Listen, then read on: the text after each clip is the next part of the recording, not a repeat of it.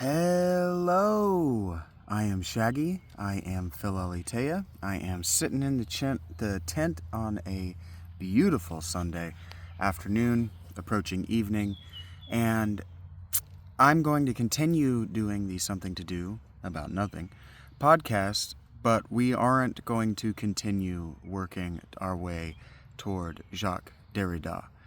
Instead, what we're going to do, and this isn't me being even a little bit annoyed about it. What we're going to do is we're going to take a different tack toward communicating big ideas. Because it's come to my attention that my audience are people who are interested in me and interested in my mind and my approach and have no prior interest in philosophy or other people's approaches to the things that I talk about.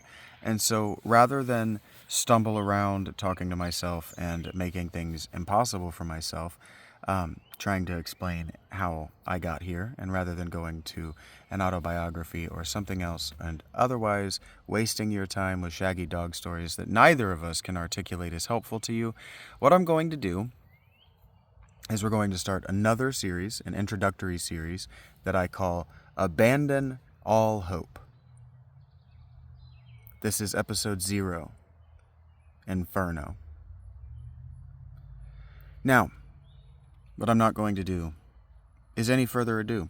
So what happened and why Phaedrus got broken apart and why I can no longer continue it is that I gave you too much academic groundwork, hoping that would make it easier on you, and all it did was had me arguing with it and complexifying it and making it more difficult.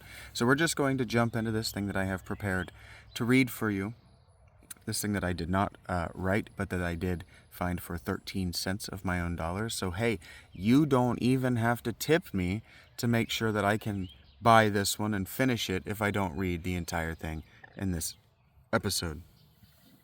All right, so without any further ado, without any historical context, we are going to be reading a book from the 15th century by one of the most famous Italians to ever live, the first person to write in the Italian vernacular, translated into English by someone whose name I don't know, purchased by me for 13 cents, so that's probably in the public domain, the translation, that is. And we begin. In the midway of this, our mortal life, I found me in a gloomy wood, astray, gone from the path direct, and e'en to tell it were no easy task, how savage wild that forest, how robust and rough its growth, which to remember only my dismay renews in bitterness not far from my death. Yet to discourse of what there good befell, all else I will relate discovered there. How first I entered it, I scarce can say, such sleepy dullness in that instant weighed my senses down when the true path I left. But when a mountain's foot I reached, where closed the valley that had pierced my heart with dread, I looked aloft and saw his shoulders broad, already vested with that planet's beam, who leads all wanderers safe through every way. Then was a little respite to fear that in my heart's recesses deep had lain all of that night so pitifully past, and as a man with difficult short breath, forespent with toiling, scaped from sea to shore, turns to the perilous wide waste and stands at gaze, e'en so my spirit that yet failed, struggling with terror, turned to view the straits that none hath passed and lived. My weary frame, after short pause recomforted, again I journeyed on over that lonely steep, the hinderer foot still firmer, the hinder foot still firmer. Scarce the ascent began when, lo, a panther, nimble, light, and covered with a speckled skin, appeared, nor when it saw me vanished, rather strove to check my onward going, that ofttimes with purpose to retrace my steps I turned.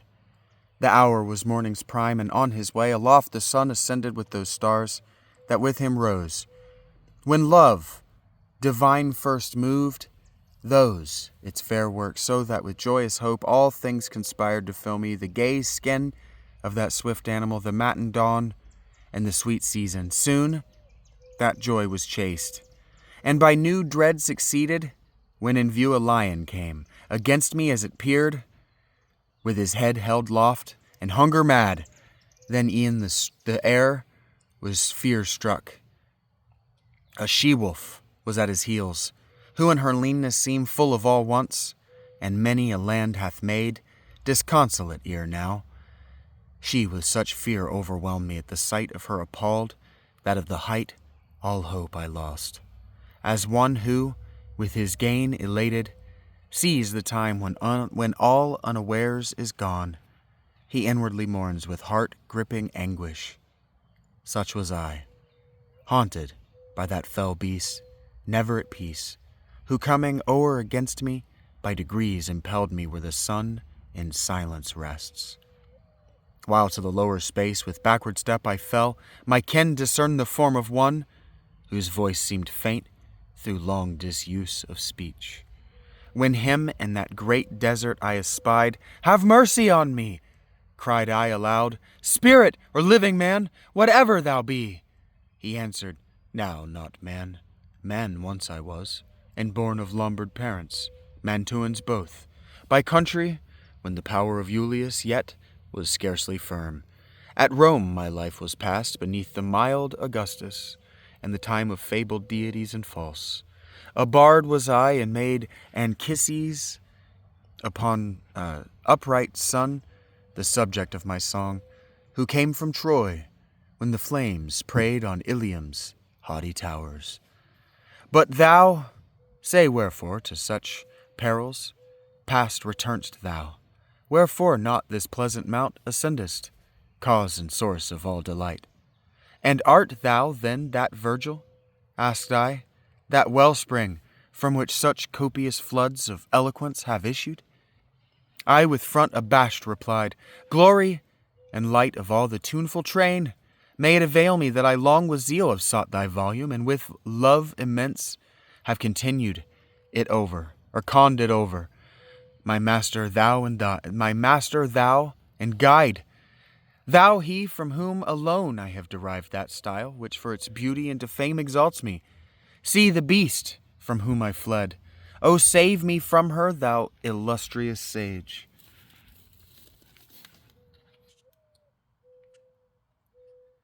For every vein and pulse throughout my frame she hath made tremble. He soon as he saw that I was weeping, answered, "Thou must needs another way pursue, if thou wouldst scape from that savage wilderness. This beast, at whom thou criest, her way will suffer none to pass, and no less hindrance makes than death. So bad and so accursed in her kind, that never sated is her ravenous will, still after food more craving than before. To many an animal in wedlock vile she fastens, and shall yet to many more, until that greyhound come, who shall destroy her with sharp pain. He will not life support by earth, nor its base metals, but by love, wisdom, and virtue. And his land shall be the land twixt either Feltro. And his might shall safety to Italia's plains arise. For whose fair realm, Camilla, virgin Prue, Nissus, Euryalus, and Turnus fell, he, with incessant chase, through every town shall worry, until he to hell at length restore her. Thence by envy first let loose, I for the profit pondering now devise, that thou mayst follow me, and I, thy guide, will lead thee hence through an eternal space, where thou shalt hear despairing shrieks, and see spirits of old, tormented, who invoke a second death, and those next view who dwell content in fire, for that they hope to come whene'er the time may be, among the blessed. Into whose regions, if thou then desire to ascend, a spirit worthier than I must lead thee, and whose charge, when I depart, thou shalt be left. For that Almighty King, who reigns above, a rebel to this law, adjudges me, and therefore hath decreed that to this city none through me should come. He in all parts hath sway, there rules, there holds, his citadel and throne. Oh, happy those whom there he chooses. I to him and few, bard by that God. Oh, happy those whom there he chooses, is the end quote there. And then I to him in few, Bard, by that God, whom thou didst not adore, I do beseech thee, that this ill and worst I may escape, to lead me where thou setst, that I St. Peter's gate may view, and those who, as thou tell'st, are in such dismal plight. Onward he moved. I close his steps pursued. Canto 2. After the invocation which poets are used to prefix to their words, he shows that... Oh wait, sorry, this is from a... We don't want the translator's notes. Moving on. Now was the day departing, and the air, embrowned with shadows, from their toils released. All animals on earth, and I alone prepared myself the conflict to sustain, both of sad pity and that perilous road, which my unerring memory shall retrace. O Muses, O high genius, now vouchsafe your aid. O mind, that all I saw hast kept safe in a written record, here thy worth and eminent endowments come to proof. I thus began, Bard, thou who art my guide considered well, if virtue be in me sufficient ear to this high enterprise, thou trust me. Thou hast told that Silvius' sire, yet clothed in corruptible flesh, among the immortal tribes had entrance, and was there sensibly present. Yet, if heaven's great Lord, almighty foe to ill, such favor showed, in contemplation of the high effect, both what and who, from him should I issue forth, it seems in reason's judgment well deserved. Sith he of Rome, and of Rome's empire wide, and heaven's imperial height, has chosen sire, both which, if truth be spoken, were ordained and established by the holy place, where sits to great Peter's sacred chair succeeds. He, from this journey, in thy song renowned, learned things, that to the victory gave rise, and to the papal throne, and to the papal robe, and after times the chosen vessel also traveled there, to bring us back assurance in that faith which is the entrance to salvation's way. But why should I there presume? Or who permits it? Not Aeneas I, nor Paul. Myself I deem not worthy, and none else will deem me. If on this voyage then I venture, fear it will end in folly. Thou, who art wise, better my meaning know'st than I can speak. As one who unresolves what he hath later resolved, and with new thoughts changes his purpose, from his first intent removed, even so was I on that dun coast, wasting in thought my enterprise at first so eagerly embraced. If right thy words I scan, I replied, that shade magnanimous, thy soul is by vile fear assailed, which oft so overcast a man that he recoils from noblest resolution like a beast at some false semblance in the twilight gloom, that from this terror thou mayst free thyself. I will instruct thee why I came, and what I heard in that same instant, when for thee grief touched me first. I was among the tribe who rest suspended when a dame so blessed and lovely I besought her to command. Call me. Her eyes were brighter than the star of day, and she, with gentle voice and soft, angelically tuned, her speech addressed. O courteous shade of Mantua, those whose fame yet lives and shall live long as nature lasts, a friend, not of my fortune but myself, on the wide desert in his road has yet hindrance so great that he through fear is turned. Now much I dread lest he past help have stayed, and I be risen too late for his relief from what in heaven of him I heard. Speed now, and by thy eloquent persuasive tongue, and by all means, for his deliverance meet, assist him. So to me will comfort spring. I, who now bid thee on this errand forth, am Beatrice.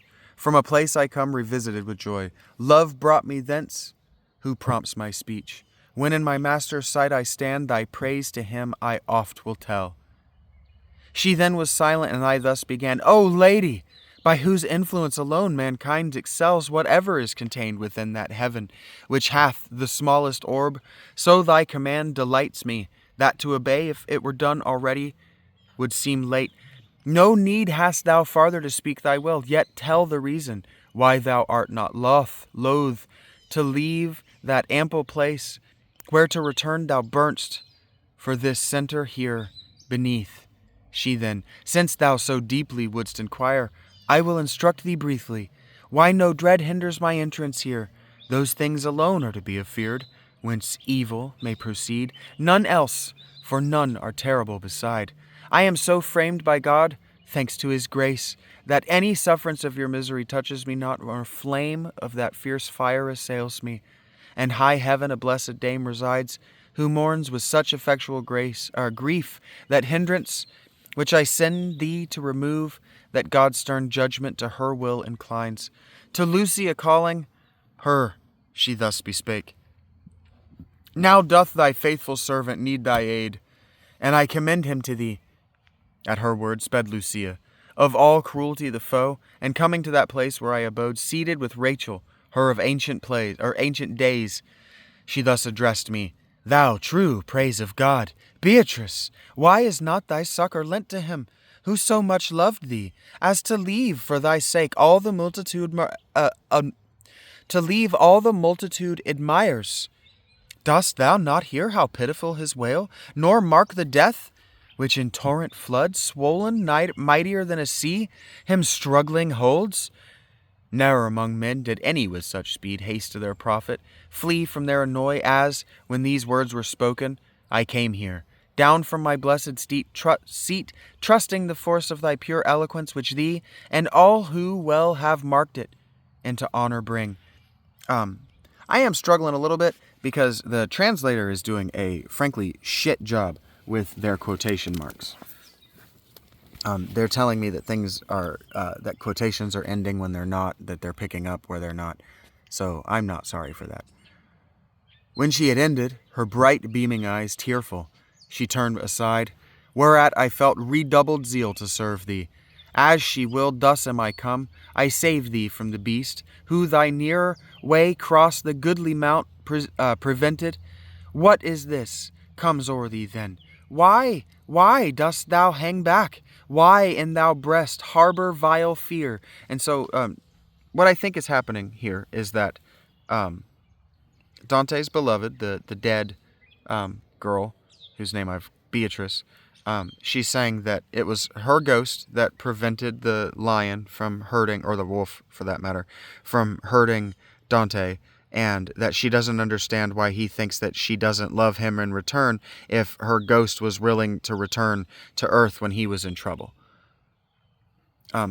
We can think about this in the context of what I read to you from Odysseus with the veiled water spirit that comes to save Odysseus. She may indeed have been trying to save Odysseus because it would allow her the kind of salvation that Christian ghosts would later be seeking in what I read for you in Ghosts in the Middle Ages. Why hast not courage there, and noble daring, since three maids so blessed thy safety plan e'en in the court of heaven, and so much certain goods my words forebode? As florets by the frosty air of night bent down and closed, when day has blanched their leaves, rise all unfolded on their spiry stems, so was my fainting vigor, new restored, and to my heart such kindly courage ran, that I, as one undaunted, soon replied, O, full of pity she who undertook my succor, and thou kind, who didst perform so soon her true behest. With such desire thou hast disposed me to renew my voyage, that my first purpose fully is resumed. Lead on. One only will is in us both. Thou art my guide, my master thou, and Lord. So spake I, and when he, that is Virgil, had moved onward, I entered on the deep and woody way. Canto 3.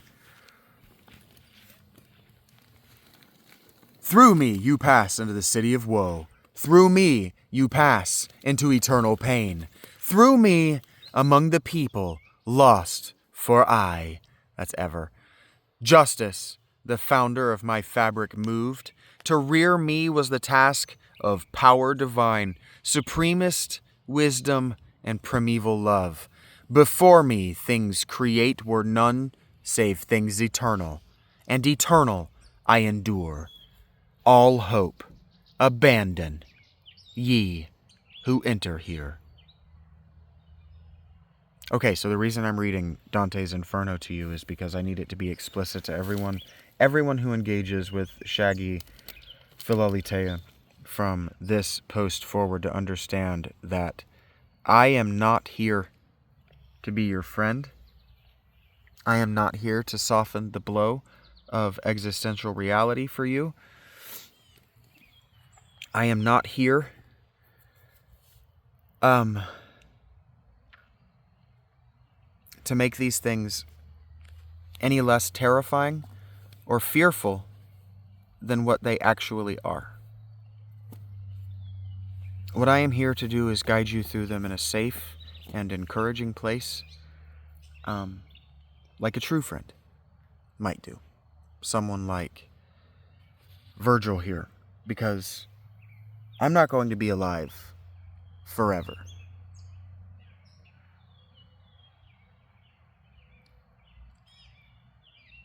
All hope abandon, ye who enter here. Such characters in color dim I marked, that is I saw, over a portal's lofty arch inscribed, whereat I thus, Master, these words import hard meaning. He is one prepared, replied, Here thou must all distrust behind thee leave.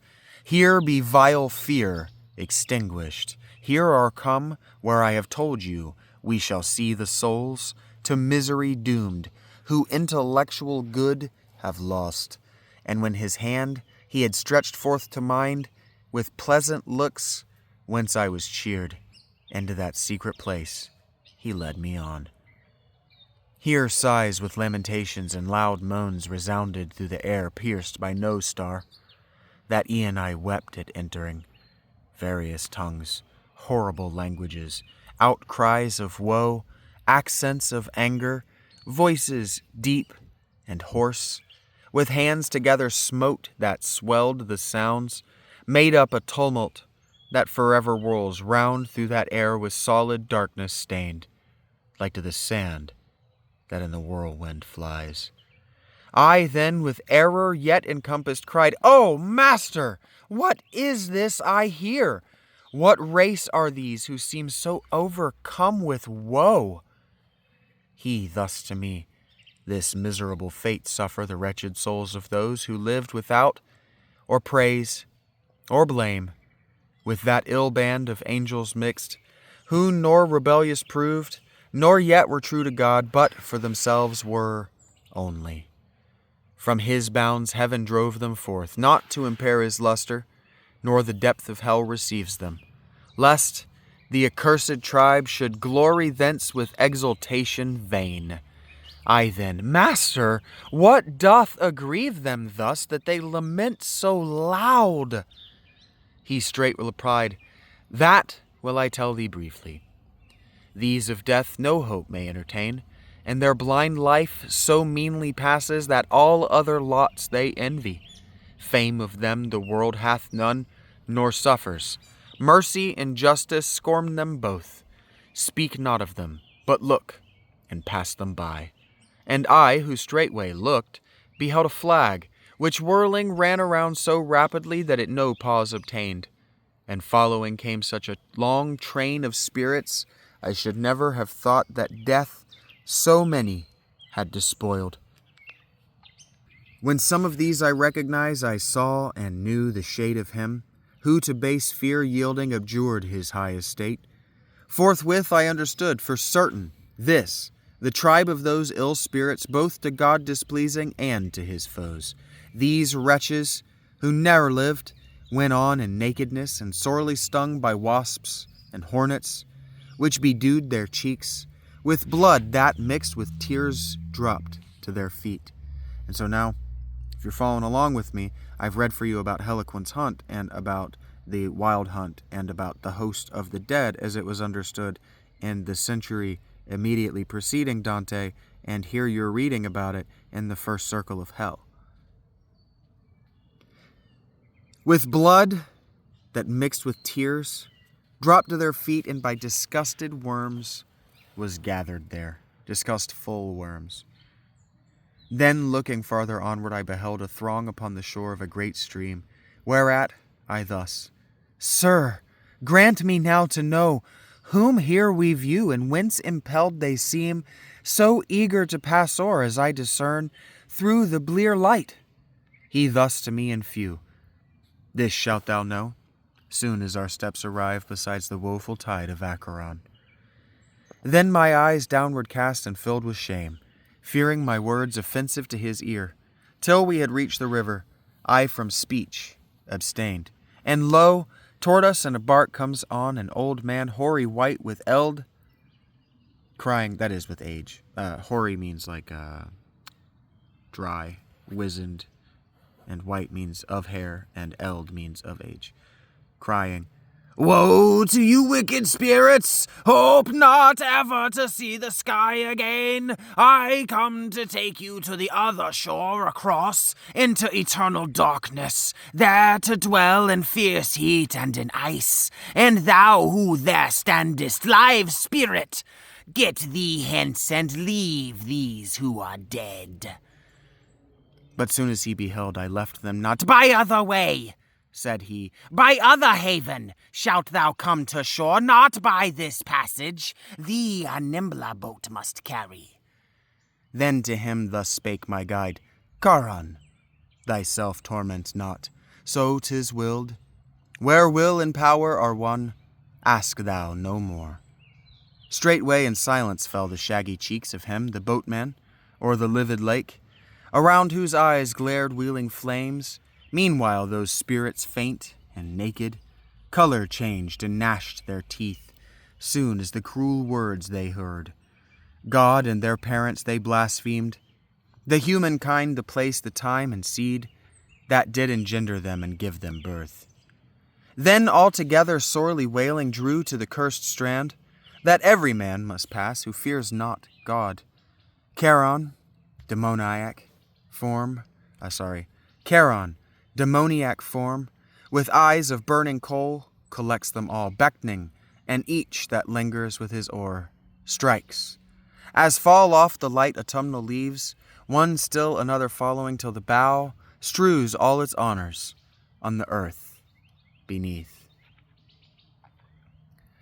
E'en in like manner Adam's evil brood cast themselves one by one down from the shore, each at a beck, as falcon at his call. Thus go they over through the umbered wave, and ever they on the opposing bank be landed. On this side another throng still gathers. Son, thus spake the courteous guide, those who die subject to the wrath of God, all here together come from every clime, and so o'erpass the river are not loath. And so heaven's justice goads them on, that fear is turned into desire, hence never hath passed good spirit. If of thee Charon complain, now mayst thou know the import of his words. I want to read that again, and I want to translate it to you because it's not obvious what he's saying here. Those who die subject to the wrath of God, all here together come from every clime. So the people who God is mad at all come to this part. We're not even in hell yet. We've just gone past the gates of hell. We're still at the river Styx. Okay? Important for Phaedrus, because Phaedrus is at the river Ilissus, which is referenced at the beginning of this, and is definitely referencing the rivers Styx and Lethe. So this is important. This is important stuff, even though it's 1,000 years later. Almost 2,000 years later. It's still important. And from every clime means from every climate, just from everywhere possible. And to overpass the river are not loath. What that means is that they don't want to not go into hell. All of these spirits, they come here from everywhere. They've made God mad. They know they've made God mad, and they're not loath to get into Charon's boat and get into hell. They're not like, "No, don't send me to hell. I'm so sorry." They're like, fuck it, let's go to hell. For so heaven's justice goads them on. And so what he's saying is that once you die, if you had free will, your soul no longer has free will after you die. God wills it, and the soul does it. And in this case, happily.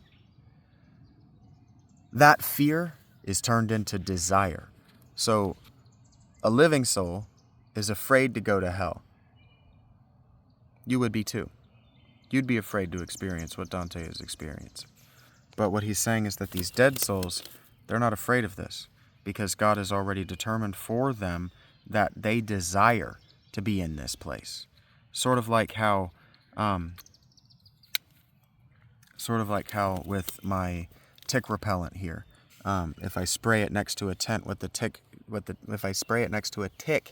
tick desires more than to get onto and feed upon me is to get away from me. And so on some level, the soul has an aversion to being on the mortal side of the river Styx, is what Virgil is telling us. Hence, never hath passed good spirit. So a living body is what they mean by good here. They don't mean righteous or good like they lived a good life or they were a good person. What he means is a hale body has never been in here before. If of thee Charon complain, now mayst thou know the import of his words. And so what he's saying is, this is why Charon doesn't want you to do this, is because the people who've done this before you didn't survive. This said, the gloomy region trembling shook, so terribly that yet with clammy dews, fear chills my brow. The sad earth gave a blast, that, lightning, shot forth a vermilion flame, which all my senses conquered quite, and I down dropped as one with sudden slumber seized. Broke the deep slumber in my brain a crash of heavy thunder, that I shook myself as one by main force roused. Risen upright, my rested eyes I moved round and searched, with fixed ken to know what place it was wherein I stood. For certain on the brink I found me of the lamentable vale, the dread abyss that joins a thunderous sound of plants innumerable, dark and deep, and thick with clouds o'erspread. Mine eye in vain explored its bottom, nor could aught discern. Now, let us to the blind world there beneath descend. The bard began, all pale of look.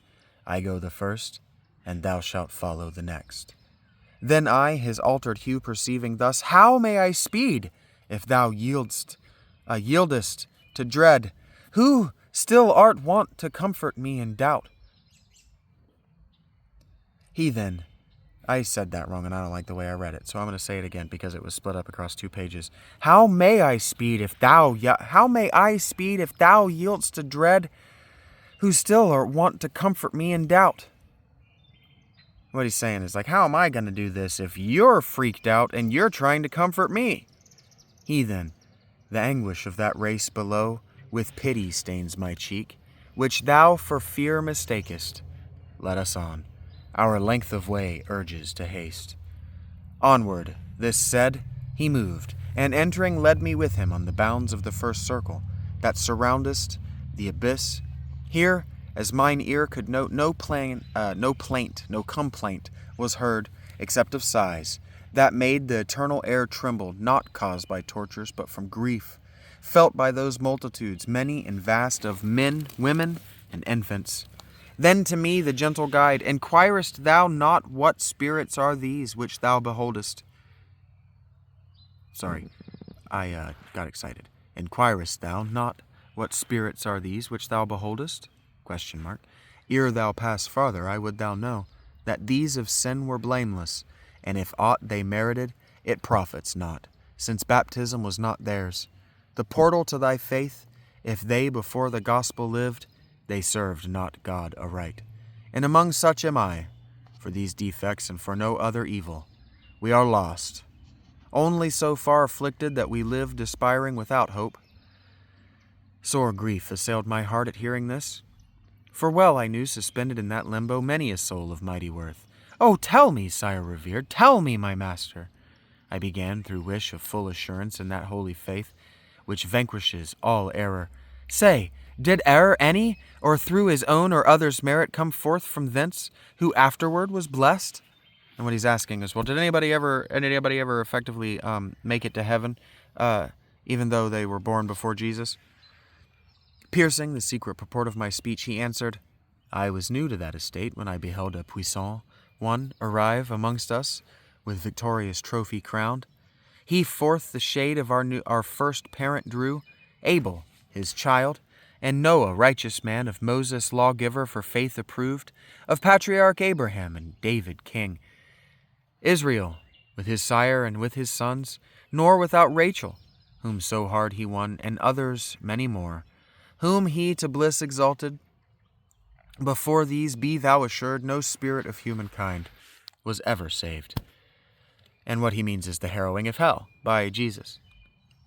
We, while he spake, ceased not our onward road, still passing through the wood, for so I name those spirits thick beset. We were not far on this side from the summit when I kenned a flame that o'er the darkened hemisphere prevailing shined. Yet we a little space were distant, not so far, but I in part discovered that a tribe and honor high that place possessed. O thou, who every art and science valuest, who are these that boast such honor, separate from all the rest? He answered, the renown of their great names, that echoes through your world above, acquires favor in heaven, which holds them thus advanced.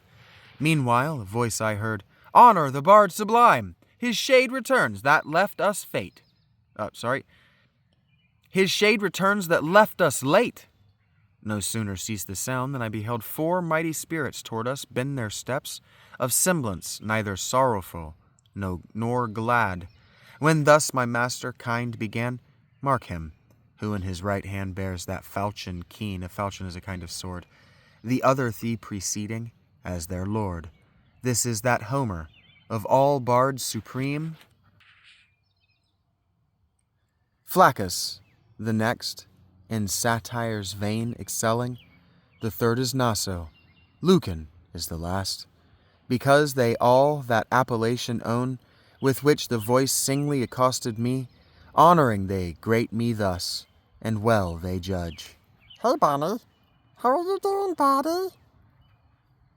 So I beheld united the bright school of him, the monarch of sublimest song, that o'er the others, like an eagle, soars. When they together short discourse had held, they turned to me, with salutation kind, beckoning me, at the which my master smiled. Nor was this all, but greater honor still they gave me, for they made me of their tribe, and I was 6th, amid so learned a band. For as the luminous beacon on we pass, speaking of matters, then befitting well to speak, now fitter left, untold. At foot of a magnificent castle we arrived, 7 times, with lofty walls begirt, and round defended by a pleasant stream. O'er this, as o'er dry land we passed. Next, through 7 gates, I with those sages entered, and we came into a meadow, with lively verdure fresh. There dwelt a race, who slow their eyes round, majestically moved, and in their port bore eminent authority. They spake seldom, but all their words were tuneful, sweet. And so you understand that he's joined a band of ghosts, and they're walking toward the city of hell proper, and they're having philosophical conversation that's not appropriate to the poem proper. We to one side retired into a place open and bright and lofty, whence each one stood manifest to view. Incontinent, there on the green enamel of the plain were shown me the great spirits, by whose sight I am exalted in my own esteem. Electra there I saw accompanied by many, among whom Hector I knew, Anchises' pious son, and with hawk's eye Caesar all armed, and by Camilla there Penthesilea, on the other side old King Latinus, seated by his child Lavinia, and that Brutus I beheld, who Tarquin chased, Lucretia, Cato's wife Marcia, with Julia and Cornelia there, and soul apart retired, the Soldan fierce. Then when and so he's just, you understand that he's just mentioning famous historical Italians. Then, when a little more I raised my brow, I spied the master of the sapient throng, seated among the philosophic train. Him all admire, all pay him reverence due. There, Socrates and Plato, both I marked. Nearest to him in rank, Democritus, who sets the world at chance Diogenes, with Heraclitus and Empedocles and Anaxagoras, and Thales sage, Zeno, and Dioscorides, well read in nature's secret lore. Orpheus, I marked, and Linus, Tully, and moral Seneca, Euclid, and Ptolemy, Hippocrates, Galenus, Avicenna, and him who made that commentary vast, Averroes. And you recognize these are now philosophers, and he's saying that philosophers don't get into heaven. Of all to speak at full were vain attempt, for my wide theme so urges that oft time my words fall short of what behance, or what bechanced. So what he's saying is that I could list every single philosopher there ever was, because they're all here, but we don't have that kind of time. In 2, the 6 associates part, another way my sage guide, that is Virgil, leads me from that air serene into a climate ever vexed with storms, and to a part I come where no light shines. Canto 5. From the first circle I descended thus down to the second, which, a lesser space embracing, so much more of grief contains, provoking bitter moans. There Minos stands, grinning with ghastly feature, that is King Minos of the Minotaur fame. He, of all who enter, strict examining the crimes, gives sentence and dismisses them beneath, according as he foldeth him around. For when before him comes the ill-fated soul, it all confesses, and that judge, Minos, severe of sins, considering what place in hell suits the transgression, with his tale so oft himself encircles, as degrees beneath he dooms it to descend. Before him stand always a numerous throng, and in his turn each one to judgment passing speaks and hears his fate, thence downward to his dwelling hurled. O thou, who to this residence of woe approachest... Oh, this is Minos, so how do we want to do Minos? O thou, who to this residence of woe approachest... When he saw me coming, cried Minos, relinquishing his dread employ, Look how thou enter here! Beware in whom thou place thy trust! Let not the entrance broad deceive thee to thy harm. To him, my guide, Wherefore, exclaimest, hinder not his way by destiny appointed. So 'tis willed, where will and power are one. Ask thou no more. Now again the rueful wailings to be heard. Now am I come where many a plaining voice smites on mine ear, and to a place I come where light was silent all. Bellowing there groaned a noise as of a sea in tempest, torn by warring winds.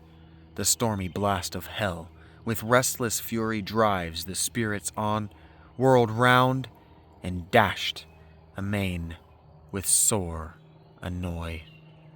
When they arrive before the ruinous sweep, their shrieks are heard, their lamentations, moans, and blasphemies against the good power in heaven. I understood that to this torment sad, the carnal sinners are condemned, and whom reason by lust is swayed, as, in large troops and multitudinous, when winter reigns, the starlings on their wings are borne abroad. So bears the tyrannous gust those evil souls.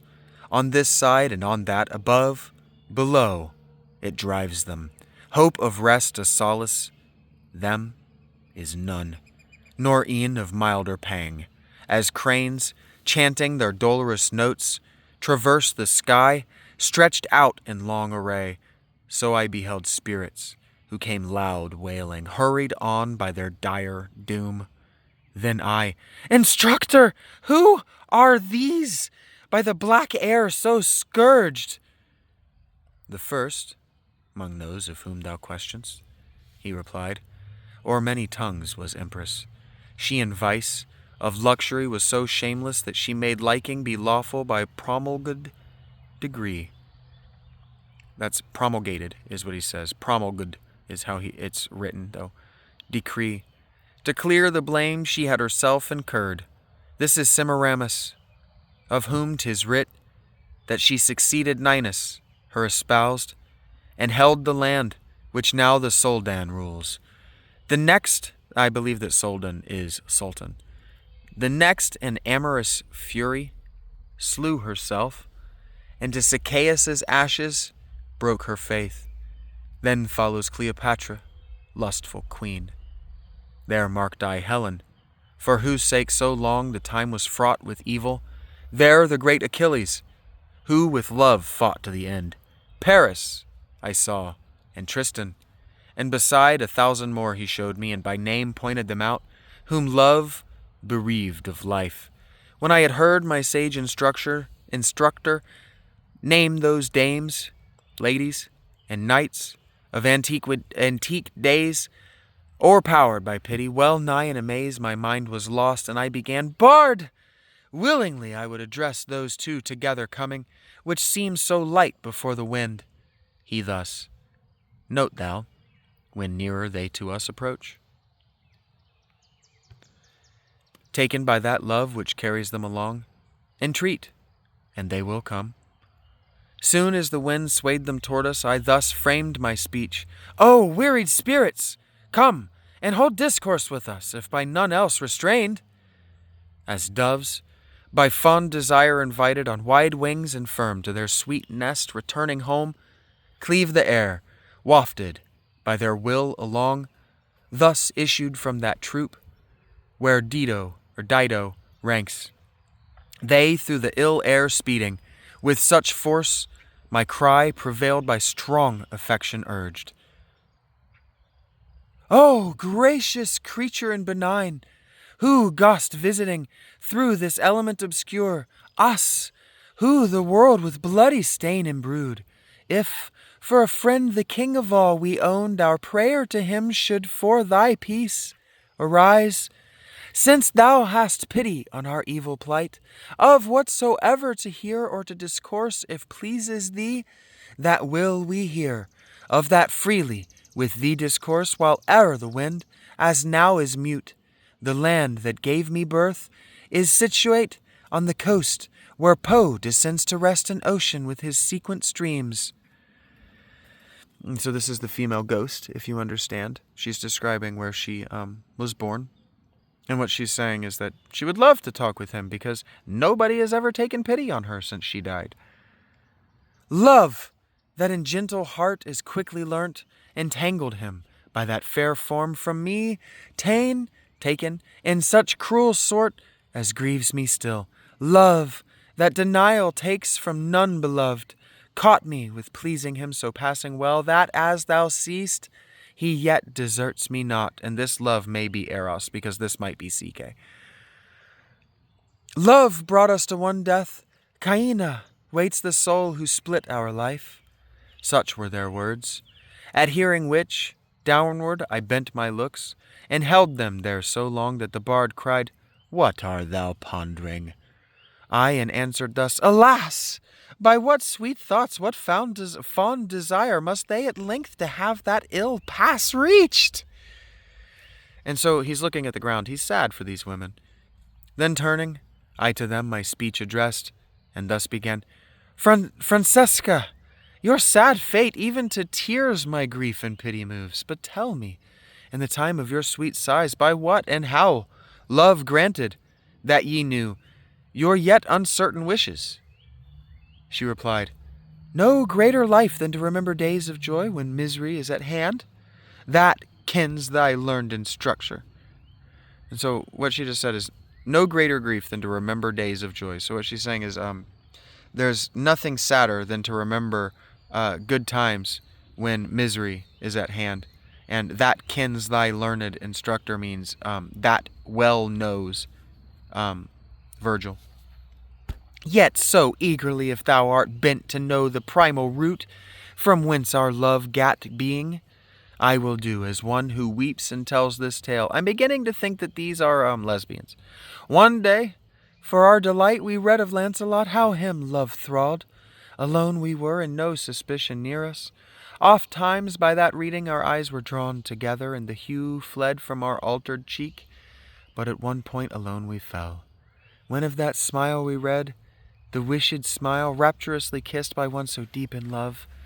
Then he, who never from me shall separate, at once my lips all trembling kissed. The book and writer both were love's purveyors, and its leaves that day we read no more. Leaves or pages in this time. While thus one spirit spake, the other wailed so sorely that heart-struck I, through compassion fainting, seemed not far from death, and like a corpse fell to the ground.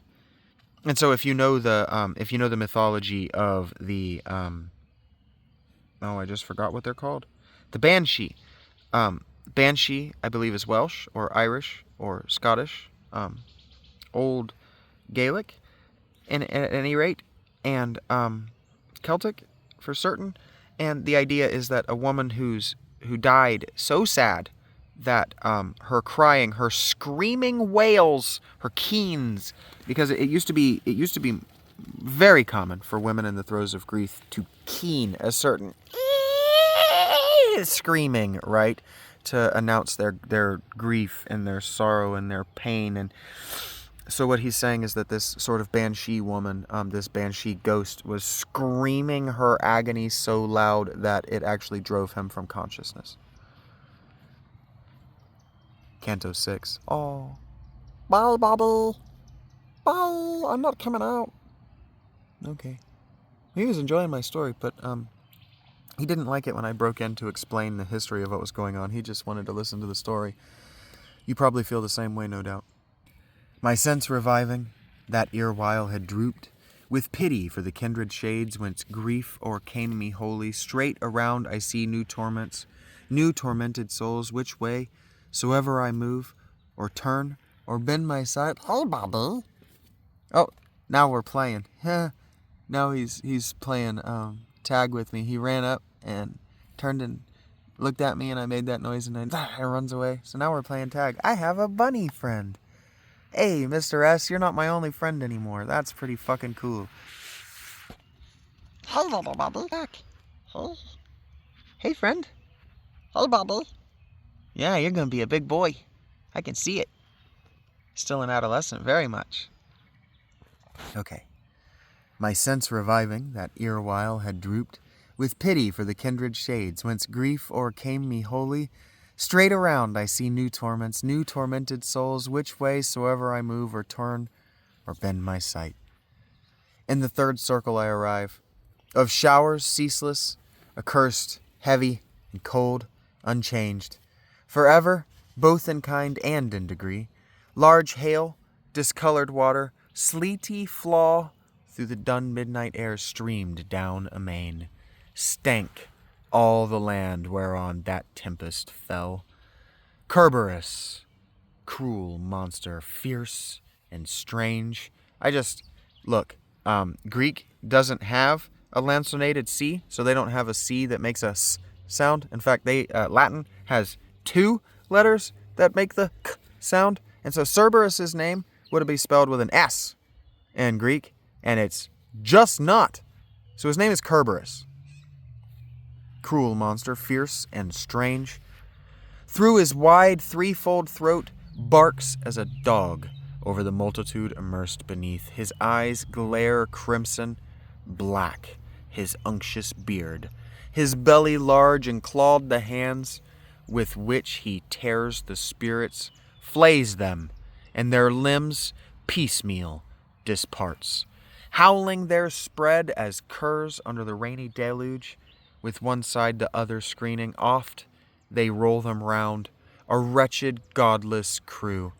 When that great worm descries us, savage Kerberos, he oped his jaws, and the fangs showed us. Not a limb of him but trembled. Then my guide, his palms expanding on the ground, thence filled with earth, raised them, and cast it in Kerberos's ravenous maw. E'en as a dog that yelling bays for food his keeper, When the morsel comes, lets fall his fury, bent alone with eager haste to swallow it, so dropped the loathsome cheeks of demon Kerberos, who thundering stuns the spirits, that they for deafness wish in vain. Now notice that this Kerberos isn't a three-headed dog, it's a dog-headed demon. We, o'er the shades thrown prostrate by the brunt of the heavy tempest passing, set our feet upon their emptiness. That substance seemed. They all along the earth extended lay, save one that sudden raised himself to sit. Soon as that way he saw us pass. "O thou," he cried, "who through the infernal shades art led, own, if again thou know'st me. Thou wast framed, or ere my frame was broken." I replied, "The anguish thou endurst perchance so takes thy form from my remembrance, that it seems as if I saw thee never." And so if you remember from the Ghosts in the Middle Ages that we were just reading, not all of the ghosts, even if you knew the people very well, not all of the spirits, not all of the shades, not all of the doubles, not all of the ghosts of the people, even people that you knew very well, were recognizable after life. And so what he's saying is, even if I recognized you before, I don't now. But inform me who thou art, that in a place so sad art set, and in such torment, that although other be greater, none disgusteth me more. He's saying that it might be worse in other parts of hell, but this rain and wet and everybody lying on their backs in this mud is just awful. It's horrible. This place disgusts me. He thus answer to my words rejoined, "The city, heaped with envy to the brim, aye, that the measure overflows its bounds, held me in brighter days. Ye citizens were wont to name me Chaco, for the sin of gluttony, damned vice. Beneath this reign, e'en as thou seest, I with fatigue am worn. Nor I sole spirit in this woe. All these have come by like crime incurred, like punishment." No more he said, and I my speech resumed. "Chaco, thy dire affliction grieves me much, even to tears. But tell me, if thou knowst, what shall at length befall the citizens of the divided city? Whether any just one inhabit there, and tell the cause whence jarring discord hath assailed it thus." And so I don't know what he's talking about, but there's evidently a city that's having civil war, and this Chaco is from there and died in the conflict. He then, "After long striving, they will come to blood, and the wild party from the woods will chase the other with much injury forth. Then it behooves that this must fall within 3 solar circles, and the other rise by borrowed force of one who under shore now rests. It shall a long pace hold aloof its forehead, keeping under heavy weight the other oppressed, indignant of the load, and grieving sore. The just are 2 in number, and they neglected. Avarice, envy, pride, 3 fatal sparks have set the hearts of all on fire." Here ceased the lamentable sound, and I continued thus, "Still would I learn more from thee. Farther parley, still entreat, of Farinata and Tegiaio, I can't pronounce that name, Tegiaio, say, they who so well deserved, of Jacopo, Arrigo, Mosca, and the rest, who bent their minds on working good. Oh, tell me where they bide, and to their knowledge let me come. For I am pressed with keen desire to hear if heaven's sweet cup or poisonous drug of hell be to their lip assigned." He answered straight, "These are ye at blacker spirits. Various crimes have sunk them deeper in the dark abyss. If thou so far descendest, thou mayst see them. But to the pleasant world, when thou returnest of me, make mention, I entreat thee there. No more I tell thee, answer thee no more." This said, his fixed eyes he turned askance, a little eyed me, then bent down his head, and midst his blind companions with it fell. When thus my guide, no more his bed he leaves, ere the last angel trumpet blow. The power averse to these shall then in glory come, each one forthwith to his sad tomb repair, resume his fleshly vesture and his form, and hear the eternal doom re-echoing rend. What he said there is fleshly vesture is like his body, his fleshy clothes. So passed we through that mixture foul of spirits and rain, with tardy steps. Meanwhile, touching, though slightly, on the life to come. For thus I questioned, shall these tortures, sir, when the great sentence passes, be increased or mitigated, or as now severe? He then, consult thy knowledge, that decides, that, as each thing to more perfection grows, it feels more sensibly both good and pain. Though never to true perfection may arrive this race accursed, yet nearer then than now they shall approach it. So let's go back that one a little bit. He says, consult your knowledge. So he asks, when the great sentence passes, are they going to go to heaven, effectively? And he says, consult what you know about the previous circles of hell. That decides. Your knowledge decides the question. As each thing to more perfection grows, it feels more sensibly, both good and pain. And what he means by sensibly isn't it feels more tangibly, it feels more righteously, being sensible in how you approach things. Like when people say, be sensible when you're being angry, right? And so this is still talking in the language of Phaedrus. So we're working our way back to Phaedrus. We have to go to hell before we can get to Phaedrus. Though ne'er to true perfection may arrive this race accursed. And so a race accursed. A race is any group of people, folks. And so I'll say things like, yeah, I'm racist. I believe in groups of people. And so what he's saying is that this accursed race of people, this people that committed the particular sin that got them in this particular rung of hell, even though when the judgment day comes and God will eventually let the souls out of hell, these souls, they don't get to go to heaven. Yet nearer then than now. They were nearer before you arrived toward getting out of hell than they are now that you are here. You see what he's saying? Like, every moment that passes, they get further away. Compassing that path, circuitous, we journeyed. That means around that giant mud pit. They didn't go through it. And discourse, much more than I relate between us passed. Till at the point, he says, we talked more than what I'm telling you. Till at that point, whence the steps led below, arrived there Plutus, the great foe we found. Plutus might be Pluto, might be Hades himself. Ah, me! Oh, Satan, Satan! Loud exclaimed Plutus, an accent hoarse of wild alarm. Plutus might be a person then. And the kind sage, whom no event surprised, to comfort me thus spake, let not thy fear harm thee, for power in him, be sure, is none to hinder down this rock thy safe descent. Then to that swoln lip turning, peace! He cried. Cursed wolf, thy fury inward on thyself prey and consume thee. Through the dark profound, not without cause he passes, so 'tis willed on high. There where the great archangel poured heaven's vengeance on the first adulterer proud. As sails full spread and belying with the wind, dropped suddenly collapsed. If the mast split, so the ground dropped the cruel fiend.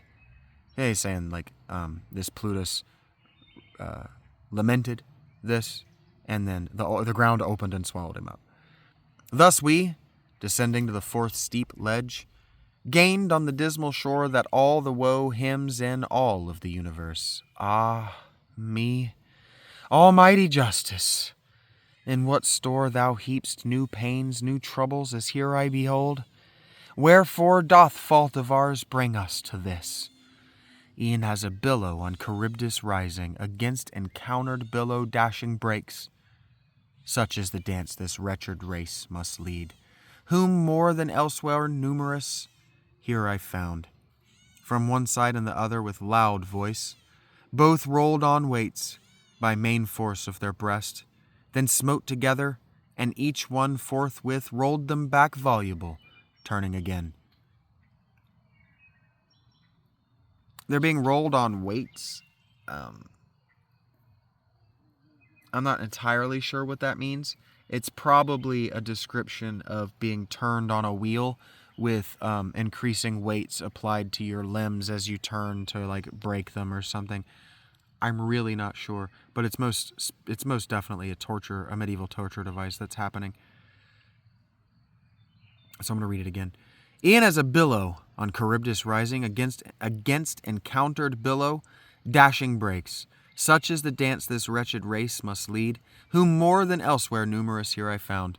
No, I guess I didn't reread it again, sorry. From one side and the other with loud voice, both rolled on weights, there it is, by main force of their breasts. I guess they've got weights on their chests. Then smote together, smote means struck. And each one forthwith rolled them back voluble. Voluble means like with a large volume. So I'm guessing that like these weights are some sort of musical instrument like cymbals, and they're being smashed together and the noise is very loud. Rolled them back voluble, turning again, exclaiming these, Why haltst thou so fast? Those answering, And why cast thou away?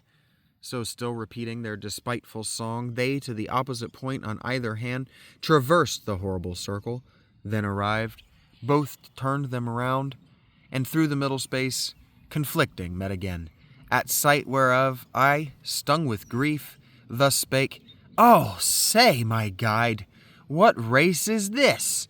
Were these, whose heads are shorn on our left hand, all separate to the church? He straight replied, In their first life, these all and mine were so distorted that they made, according to due measure of their wealth, no use. This clearly from their words collect, which they howl forth at each extremity arriving of the circle, where their crime contrary and kind disparts them.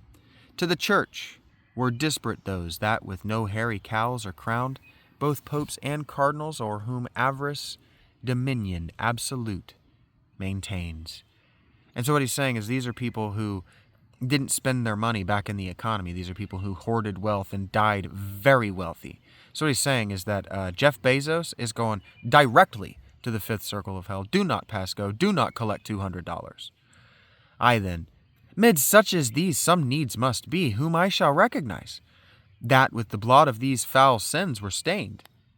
He, answering thus, Vain thought conceivest thou, that ignoble life which made them vile before now makes them dark, and to all knowledge indiscernible.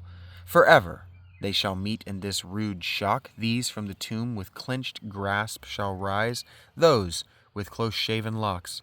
That ill they gave and ill they kept, hath of the beauteous world deprived, and set them at this strife.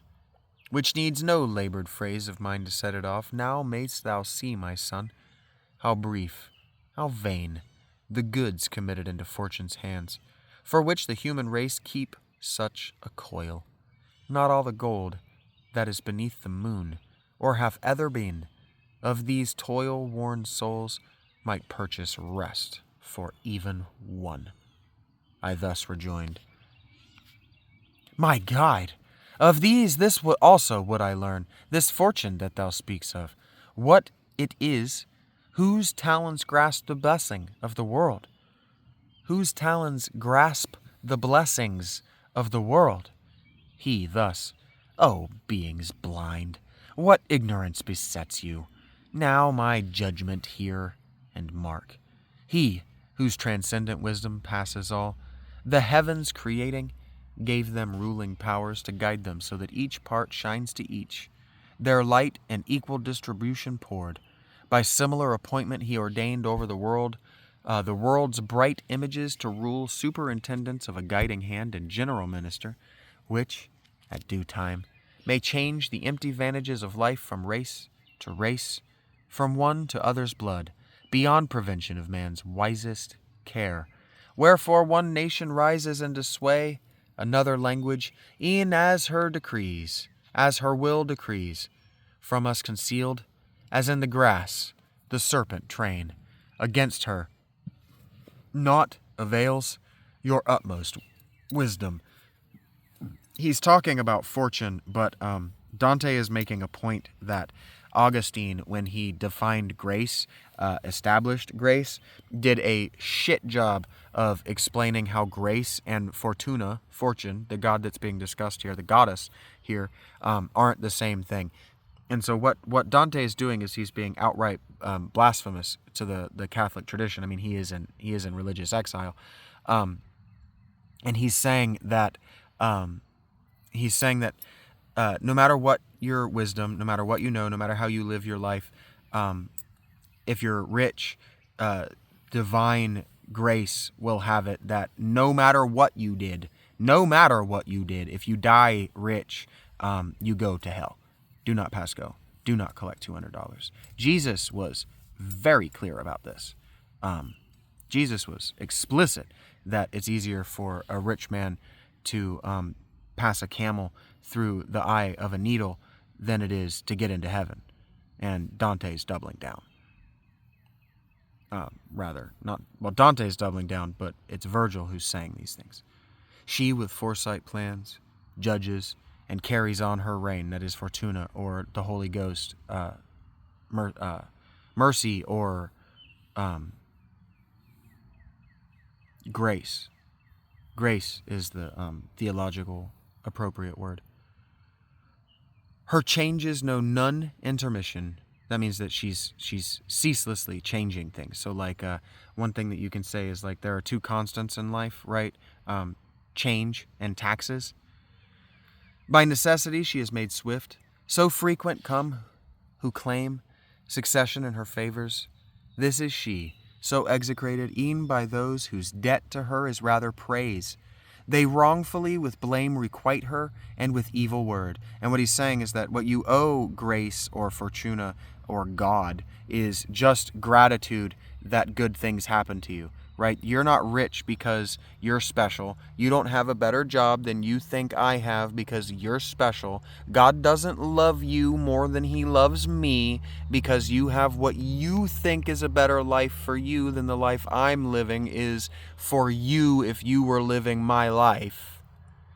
You go directly to hell if what you don't do is thank circumstance that your life isn't fucked.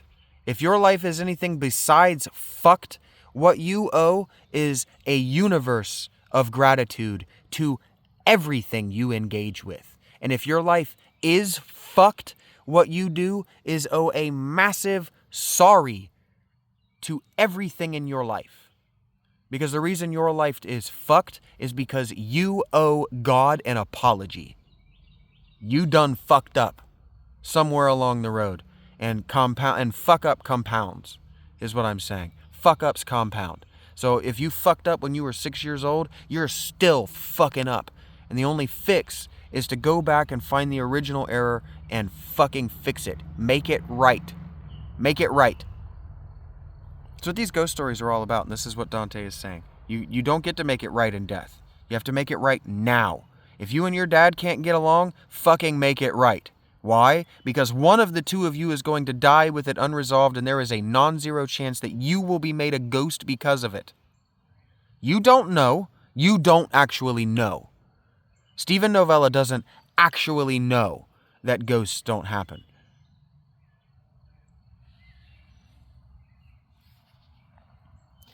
And so with blame, we requite Fortuna. With blame, we requite grace. Even from, if you were really to take Dante's perspective, he's even saying that people like Martin Luther from the century after him are requiting grace. Do you understand what, like, you're blaming, you're casting aspersions, you're punishing.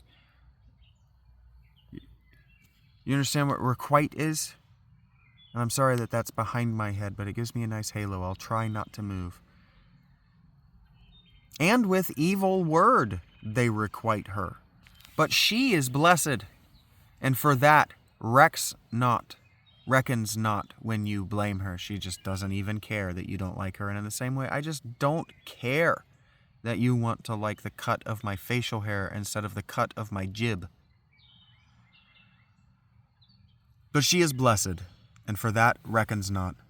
Amidst the other primal beings, glad rolls on her sphere, and in her bliss exults. Now, on our way pass we to heavier woe descending, for each star is falling now that mounted at our entrance and forbids too long our tarrying. We, the circle cross to the next step, arriving at a well that boiling pours itself down to a fosse, sluiced from its source. A fosse is like a fountain, like a faucet. Far murkier was the wave than sablest grain, and we, in company of the inky waters, journeying by their side, entered, though by a different track, beneath, into a lake, the Stygian named, expands the dismal stream, when it hath reached the foot of the grey, withered cliffs. Intent I stood to gaze, and in the marsh sunk, descried, a miry tribe, all naked, and with looks betokening rage. They with their hands alone struck not, but with the head, the breast, the feet, cutting each other piecemeal with their fangs. The good instructor spake, Now seest thou, son, the souls of those whom anger overcame. This too for certain know, that underneath the water dwells a multitude, whose sighs into these bubbles make the surface heave, as thine eye tells thee wheresoever it turn. Fixed in the slime, they say. Sad, once were we, in the sweet air, made gladsome by the sun, carrying a foul and lazy mist within. Now in these murky settlings are we sad. Such dolorous strain they gurgle in their throats, but word distinct cannot utter alone. Our route thus compassed we, a segment widely stretched between the dry embankment and the core of the loathed pool, turning meanwhile our eyes downward on those who gulped its muddy lees, nor stopped till to a tower's low base we came. Canto 8. My theme pursuing, I relate, that ere we reached the lofty turret's base, our eyes its heights ascended, where we marked uphung 2 cressets, and another saw from far return the signal so remote that scarce the eye could catch its beam. I, turning round to the deep source of knowledge, thus inquired, Say what this means, and what that other light in answer set. What agency doth this? There on the filthy waters, he replied, even now. What next awaits us mayst thou see, if the marsh-gendered fog conceal it not. Never was arrow from the cord dismissed that ran its way so nimbly through the air as a small bark, that through the waves I spied toward us coming under the sole sway of one that ferried it, who cried aloud, Art thou arrived, fell spirit? I decided, I guess, not to give Phlegius a voice. Phlegius! Let me try that again. Art thou arrived, fell spirit? Phlegius, this time thou criest in vain, my lord replied. No longer shalt thou have us, but while o'er the slimy pool we pass. As one who hears of some great wrong he hath sustained, whereat inly he pines, that says that inly means like inwardly. Phlegius inly pined, and his fierce ire. Pining means to desire, like to long. My guide, descending, stepped into the skiff, and bade me enter next, close at his side, nor till my entrance seemed the vessel freighted. Soon as both embarked, cutting the waves, goes on the ancient prow more deeply than with others it is wont. While we our course over the dead channel held, one drenched in mire before me came and said, Who art thou that thou thus comest ere thine hour? I answered, Thou I come, I tarry not. But who art thou, that thou art become so foul? Will not thou cease to mourn? he straight replied. To which I thus, in mourning and in woe, cursed spirit, tarry thou, I know thee well, e'en thus in filth disguised. Then stretched he forth his hands to the bark, whereof my teacher sage aware, thrusting him back, away, down there, to the other dogs. Then with his arms my neck encircling, kissed my cheek, and spake, O soul justly disdainful, blessed was she in whom thou was conceived. He in the world was one for arrogance noted. To his memory no virtue lend its luster. Even so here is his shadow furious. There above, how many now hold themselves mighty kings, who here like swine shall wallow in the mire, leaving behind them horrible dispraise. I then, Master, him fain would I behold whelmed in these dregs before we quit the lake. Fain means I just can't comprehend it. I just absolutely will not consider that guy being left in this lake, is what Dante is saying to Virgil. He, Virgil, thus, or ever to thy view the shore be offered, satisfied shall be that wish, which well deserves completion. Scarce his words were ended when I saw the miry tribe set on him with such violence that yet for that render I thanks to God and praise. To Filippo Argenti, cried they all, and on himself the moody Florentine turned his avenging fangs. Him here we left, nor speak I of him more. But on mine ear sudden a sound of lamentation smote,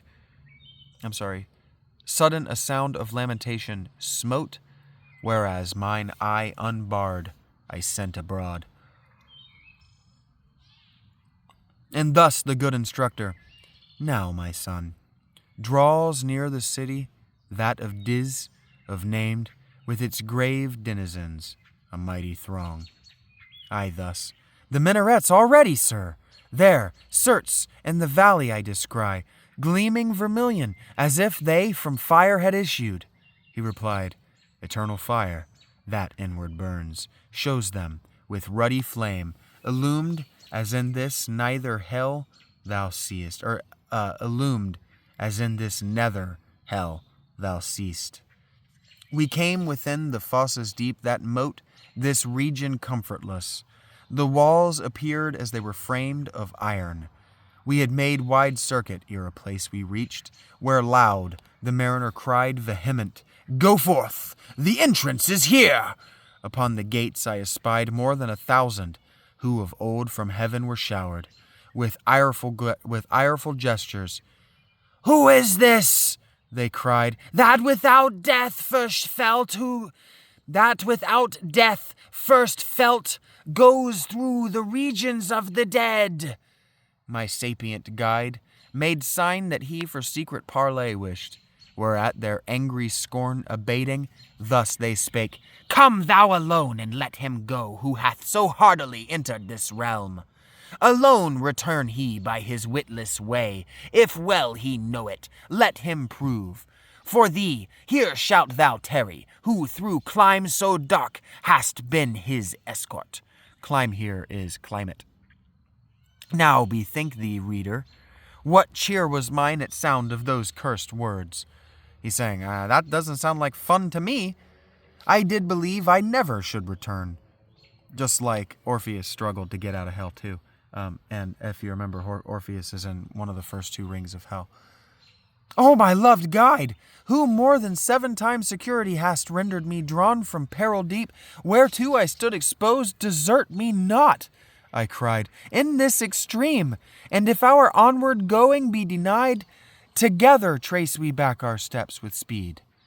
My liege, who thither had conducted me, replied, Fear not, for our passage none hath power to disappoint us, for such high authority permitted. But do thou expect me here. Meanwhile, thy wearied spirit comfort, and feed with kindly hope, assured, I will not leave thee in this lower world. This said, departs the sire benevolent, and quits me. Hesitating, I remain at war twixt will and will not in my thoughts. I'm of two minds. I could not hear what terms he offered them, but they conferred not long, for all at once pell-mell rushed back within. Closed were the gates by those our adversaries on the breast of my liege lord. Excluded, he returned to me with tardy steps. Upon the ground his eyes were bent, and from his brow erased all confidence. While thus in sighs he spake, Who hath... I'm not sure who this... Oh, I'm sorry. I'm going to read that again because I read that wrong. Pell-mell is a person. I didn't know that. That's a demon. But they conferred not long, for all at once pell-mell rushed back within. Closed were the gates by those our adversaries on the breast of my liege lord. Excluded, my liege lord returned to me with tardy steps. Upon the ground his eyes were bent, and from his brow erased all confidence. While thus in sighs he spake. Okay, so this is Virgil speaking. Who hath denied me these abodes of woe? Then thus to me, that I am angered. Think me no ground of terror. In this trial I shall vanquish. Use what arts they may within for hindrance. I think what he's saying here is that they won't let them in. He's pissed off about it, but don't worry. He's just because he's a ghost doesn't mean that being angry means he's going to become a vengeful ghost that then is going to hurt Dante. I will vanquish. He says, in this trial, I will vanquish. And what he means is, I will overcome this moment of setback. Use what arts they may within for hindrance. So he's like, whatever they might attempt to do to stop me, whatever techniques they might use, whatever artifice, whatever they build, whatever, I'll get around it. Don't worry. I got you. This, their insolence not new, erewhile at gate less secret they displayed, which still is without bolt. Upon its arch thou saw'st this deadly scroll, and even now on this side of its entrance down the steep, passing the circles, unescorted, comes one whose strong might can open us this land. Canto 9. The hue which coward dread on my pale cheeks imprinted, when I saw my guide turn back, chased that from his which newly they had worn, and inwardly restrained it. He, as one who listened, stood attentive, for his eye not far could lead him through the sable air in the thick gathering cloud. It yet behooves we win this fight, thus he began. If not, such aid to us is offered. Oh, how long me seems it ere the promised help arrive. I noted how the sequel of his words cloaked their beginning. For the last he spake agreed not with the first, but not the less my fear was at his saying, Sith, I drew to import worse, perchance, than that he held. His mutilated speech doth... I'm sorry, I'm not sure who's speaking here.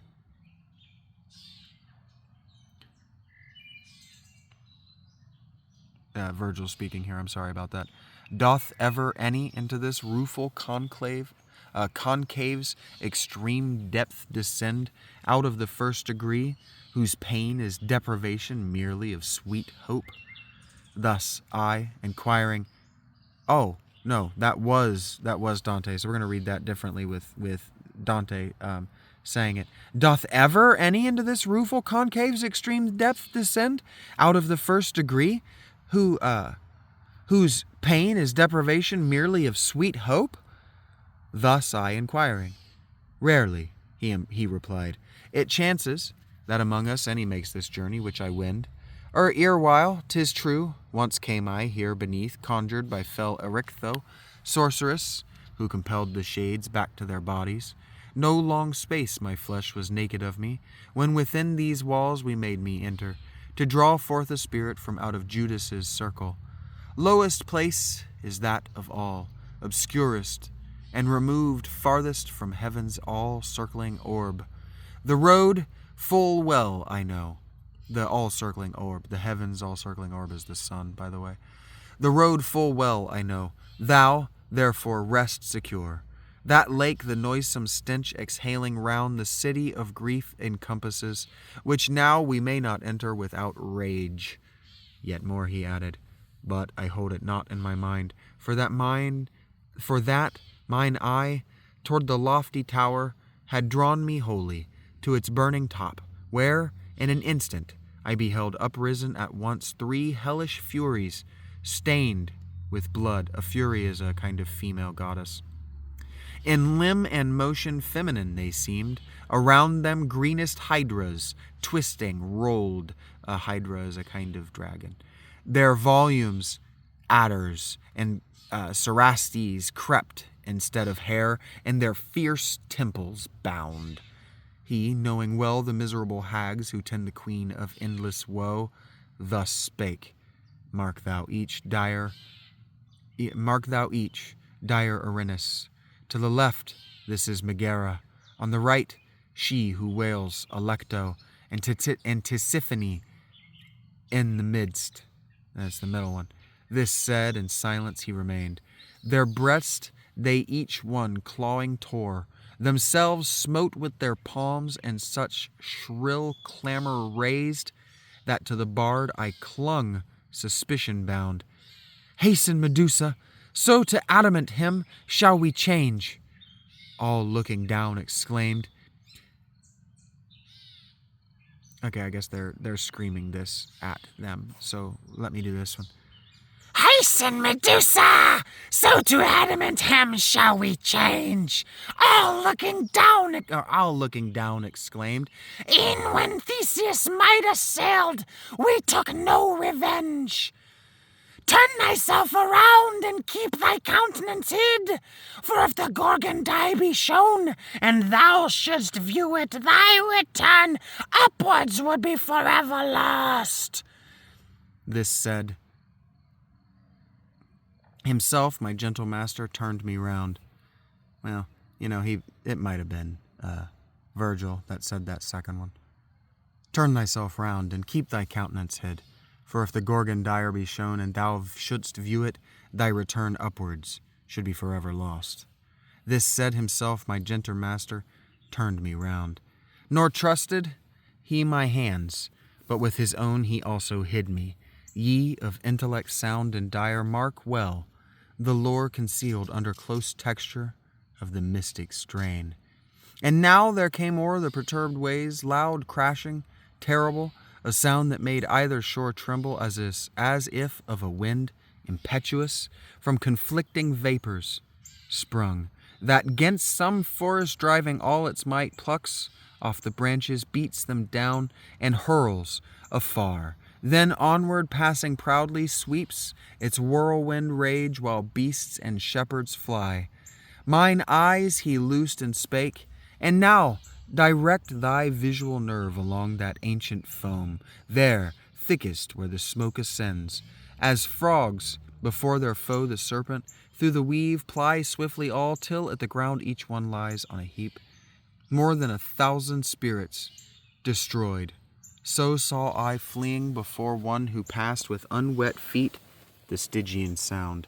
He, from his face removing the gross air oft, his left hand forth stretched, and seemed, alone by that annoyance, wearied.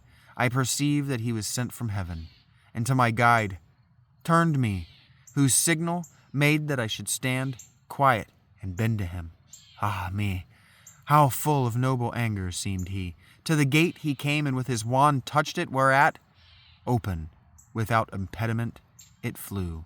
And so I guess what he's just described here is that an angel of the Lord just descended into heaven and opened this final gate. Outcasts of heaven! O abject, raced, and scorned! Began he, on the horrid Grunsel standing. Whence doth this wild excess of Whence doth this wild excess of insolence lodge in ye? Wherefore kick ye against that will ne'er frustrate of its end, and which so oft hath laid on you enforcement of your pangs? What profits at the fates to butt the horn? Your Kerberos, if ye remember, hence bears still, peeled of their hair, his throat and maw. This said, the angel turned back o'er the filthy way, and syllable to us spake none, but wore the semblance of a man by other care beset and keenly pressed, then thought of him who in his presence stands. Then we our steps toward that territory moved, secure after the hallowed words. We unopposed there entered, and, my mind eager to learn what state a fortress like to that might hold, I, soon as I entered, throw mine eye around and see on every part wide-stretching space, replete with bitter pain and torment ill. As where Rhone stagnates on the plains of Arles, or at Pola, where Quarnaro's gulf, that closes Italy and laves her bounds, the place is all thick spread with sepulchres. So was it here. So what in horror here excelled? For midst the graves were scattered flames, wherewith intensely all throughout they burned. That iron for no craft their hotter needs. Their lids all hung suspended and beneath. From them forth issued lamentable moans, such as the sad and tortured well might raise. I, thus, Master, say who are these interred within these vaults, of whom distinct we hear the dolorous sighs? He answer thus returned, the arch heretics are here, accompanied by every sect their followers, and much more than thou believest. Tombs are freighted, like with like is buried, and the monuments are different in degrees of heat. This said, he to the right hand turning on, we passed betwixt the afflicted and the ramparts high. Canto 10. Now, by a secret pathway we proceed, between the walls that hem the region round, and the tormented souls. My master first, I, close behind him steps. Virtue supreme, I thus began, who through these ample orbs in circuit leadst me, even as thou willst. Speak thou and satisfy my wish. May those who lie within these sepulchres be seen? Already all the lids are raised, and none o'er them keeps watch. He thus in answer spake, they shall be closed all. What time they hear from Josaphat returned shall come, and bring their bodies, which above they now have left. The cemetery on this part obtain with Epicurus, all his followers, who with the body make the spirit die. Here therefore satisfaction shall be soon, both to the question asked and to the wish, which thou concealst in silence. I replied, I keep not, guide beloved, from thee my heart secreted, but to shun vain length of words, a lesson erewhile taught me by thyself. O Tuscan, thou who through the city of fire alive art passing, so discreet of speech, here, please thee, stay a while. Thy utterance declares the place of thy nativity to be that noble land, with which perchance I too severely dealt. Sudden that sound forth issued from a vault wherein fear. I somewhat closer to my leader's side approaching, he thus spake, what dost thou? Turn, lo, Farinata there, who hath himself uplifted, from his girdle upwards all exposed. Behold him. On his face was mine already fixed. His breast and forehead there erecting, seemed as in high scorn he held e'en hell. Between the sepulchres to him my guide thrust me with fearless hands, and prompt this warning added, see thy words be clear. He, soon as I there stood at the tomb's foot, eyed me a space, then in disdainful mood addressed me, say what ancestors were thine. I, willing to obey him straight, wait a minute. I need to be doing a voice for this Farinata. Okay, give me a second. Say what ancestors were thine. I, willing to obey him, straight revealed the whole, nor kept back aught. Whence he, his brow somewhat uplifted, cried, fiercely were they adverse to me, my party, and the blood from whence I sprang. Twice, therefore, I abhorred, scattered them. Though driven out, yet they each time from all parts, answered I, returned, an art which yours have shown, they are not skilled to learn. Then, peering forth from the unclosed jaw, rose from his side a shade, high as the chin, leaning, methought, upon its knees upraised, It looked around as eager to explore if there were other with me, but, perceiving that fond imagination quenched with tears, thus spake. If thou through this blind prison ghost, led by thy lofty genius and profound, where is my son, and wherefore not with thee? I straight replied, Not of myself I come, but him, who there expects me, though this climb conducted, whom perchance Guido, thy son, had in contempt. Already had his words and mode of punishment read me his name, whence I so fully answered. He at once exclaimed, upstarting, How? Saidst thou he had? No longer lives he? Strikes not on his eye the blessed daylight? Then of some delay I made ear my reply. Aware, down fell supine.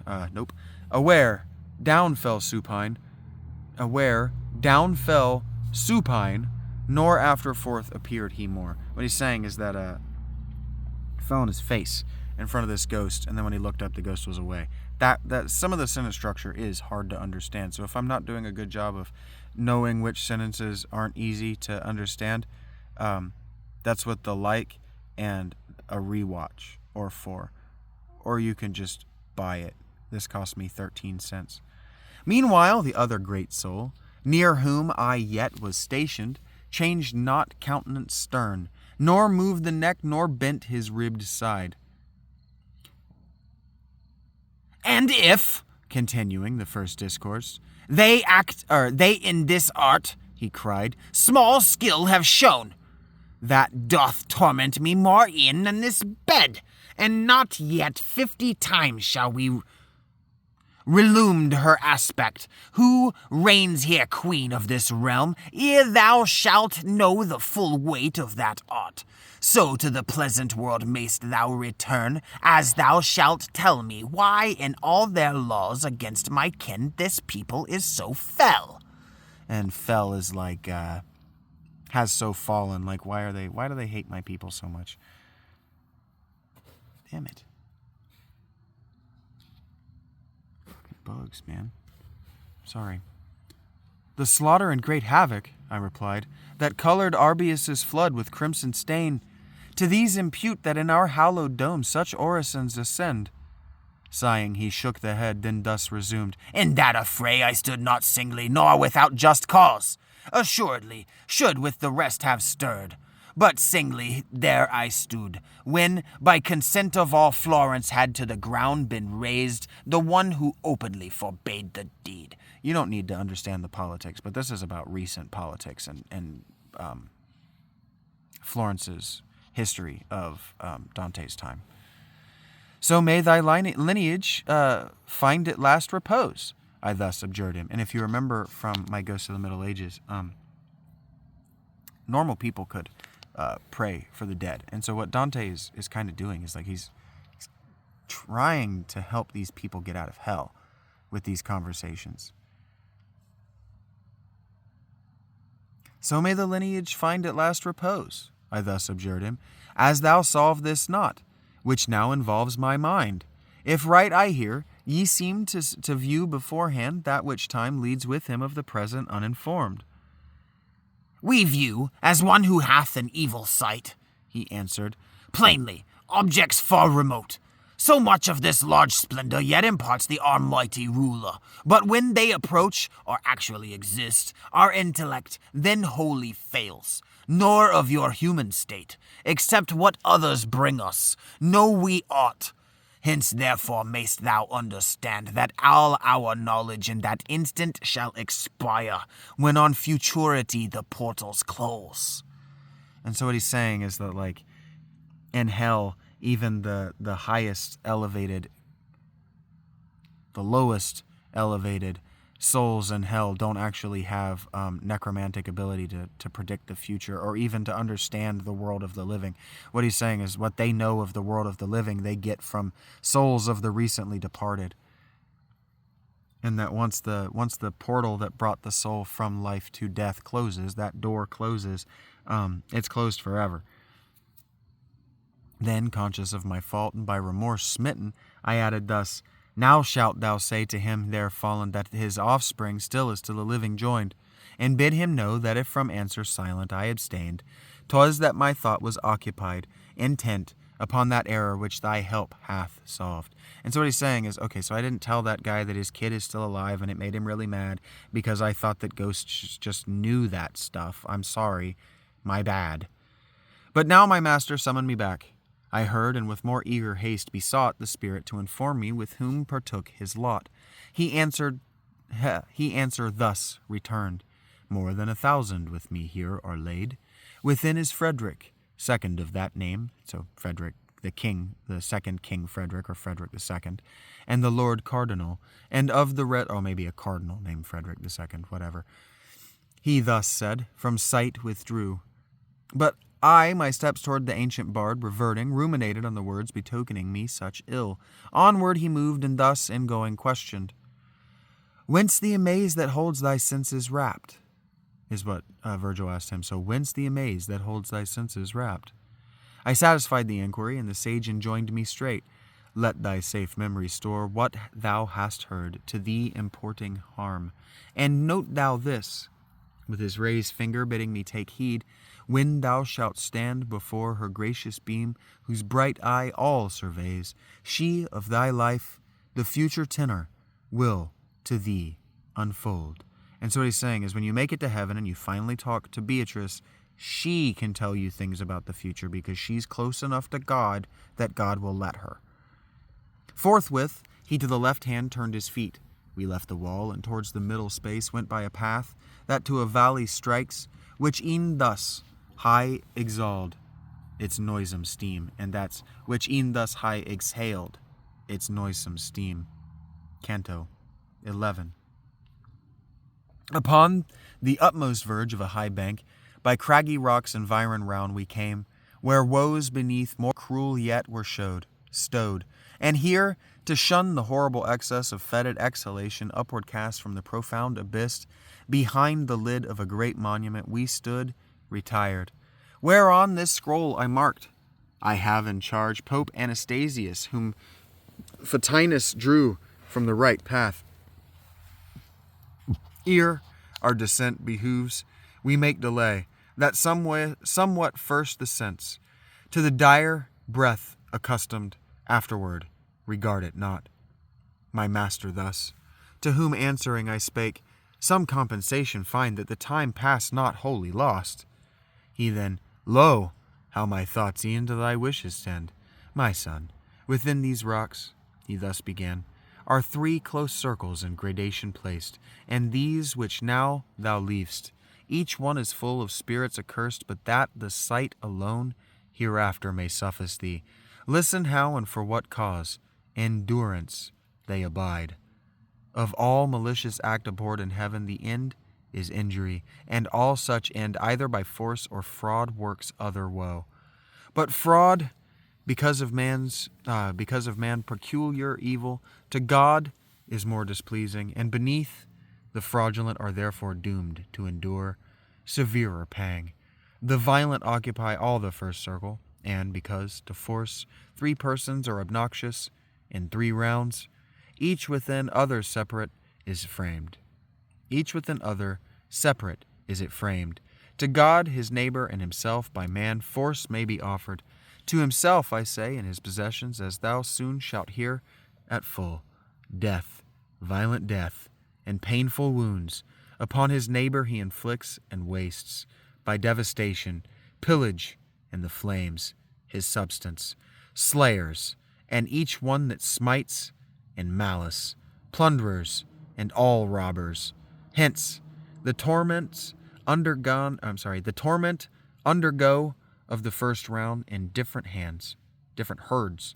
Men can do violence to himself in his own blessings, and for this he in the second round must deplore with unavailing penitence his crime. Here means forever.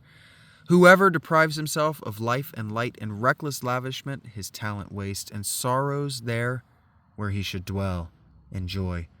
To God may force be offered, and the heart denying and blaspheming his high power, and nature with her kindly law I don't know this word, contemning, Temning, and thence the inmost round marks with its seal, Sodom and Cahors, and all such as speak contemptuously of the Godhead in their hearts. That Cahors may be Cathars, actually. Fraud, that in every conscience leaves a sting, may be by man employed on one whose trust he wins, or on another who withholds strict confidence, seems as the latter way broke but the bond of love which nature makes, whence in the second circle have their nest dissimulation, witchcraft, flatteries, theft, falsehood, simony, all who seduce to lust, or set their honesty at pawn. With such vile scum are these. The other way forgets both nature's general love, and that which therefore thereto added afterwards gives birth to special faith. Whence, in the lesser circle, point of the universe, dread seat of Dis, the traitor is eternally consumed. Ay, thus, instructor, clearly thy discourse proceeds, distinguishing the hideous chasm and its inhabitants with skill exact. But tell me this, they of the dull, flat pool, whom the rain beats, or whom the tempest drives, or who with tongues so fierce conflicting meet, wherefore within the city fire illumed, are not these punished, if God's wrath be on them? And if it be not, wherefore in such guise are they condemned? He answer thus returned, wherefore in dotage wanders thus by mind, or thy mind, not so accustomed, or what other thoughts possess it? Dwell not in thy memory the words wherein thy ethic page describes 3 dispositions averse to heaven's will, incontinence, malice, and mad brutishness, and how incontinence the least offends God, and least guilt incurs. If well thou note this judgment, and remember who they are, without these walls to vain repentance doomed, thou shalt discern why they apart are placed from these fell spirits, and less wreakful pours justice divine on them its vengeance down. O son, who healst all imperfect sight, thou so content'st me when thou solvest my doubt, that ignorance not less than knowledge charms, yet somewhat turn thee back. I in these words continued, where thou sett'st that usury offends celestial goodness, and this not perplexed unravel. He's saying, why does God not like usury? That doesn't make sense to me. Philosophy, to an attentive ear, clearly points out, not in one part alone. He thus made this reply. Philosophy, to an attentive ear, clearly points out, not in one part alone, how imitative nature takes her course from the celestial mind, and from its art, and where her laws the staggerite unfolds, not many leaves scanned o'er, observing well, thou shalt discover that your art on her obsequious follows, as the learner treads in his instructor's step, so that your art deserves the name of second in descent from God. These two, if thou recall to mind creation's holy book from the beginning, were the right source of life and excellence to humankind. But in another path the usurer walks, in nature and herself and in her follower, thus he sets at naught, placing elsewhere his hope. But follow now my steps on forward journey bent, for now the Pisces play with undulating glance along the horizon, and wane lies all o'er the northwest, and onward there a space is our steep passage down the rocky height. Canto 12. The place where to descend the precipice we came was rough as the Alps, and on its verge such object lay as every eye would shun, as in that ruin which Attica's stream on this side Trento struck, shouldering the wave, or loosed by earthquake or for lack of prop, for from the mountain's summit whence it moved, to the low level of the headlong rock it shivered, that some passage it might give to him, who from above would pass. E'en such into the chasm was that descent, and there at point of the disparted ridge lay stretched the infamy of Crete, detested brood of the feigned heifer, and at sight of us it gnawed itself, as one with rage distract. To him my guide exclaimed, Perchance thou deem'st the king of Athens here, who, in the world above, thy death contrived. Monster, avaunt! He comes not tutored by thy sister's art, but to behold your torments is he come. Like to a bull, that with impetuous spring darts at the moment when the fatal blow hath struck him, but unable to proceed, plunges on either side. So saw I plunge the Minotaur. Whereat the sage exclaimed, Run to the passage, while he storms, 'tis well that thou descend. Thus down our road we took through those dilapidated crags that oft moved underneath my feet, to wait like theirs unused.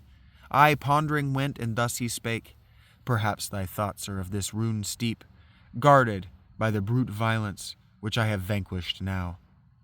Know then, that when I erst hither descended to the nether hell, this rock was not yet fallen, but past doubt, if well I mark.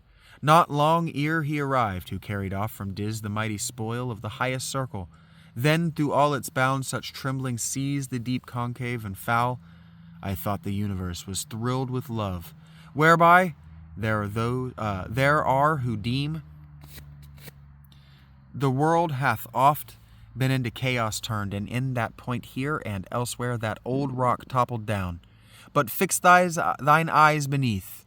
What he's saying is that when Jesus harrowed hell, part of the ceiling of hell fell, and there's evidence that rock, that even hell has a kind of temporality, is what he's saying. But fix thine eyes beneath. The river of blood approaches, and the which all those are steeped who have by violence injured.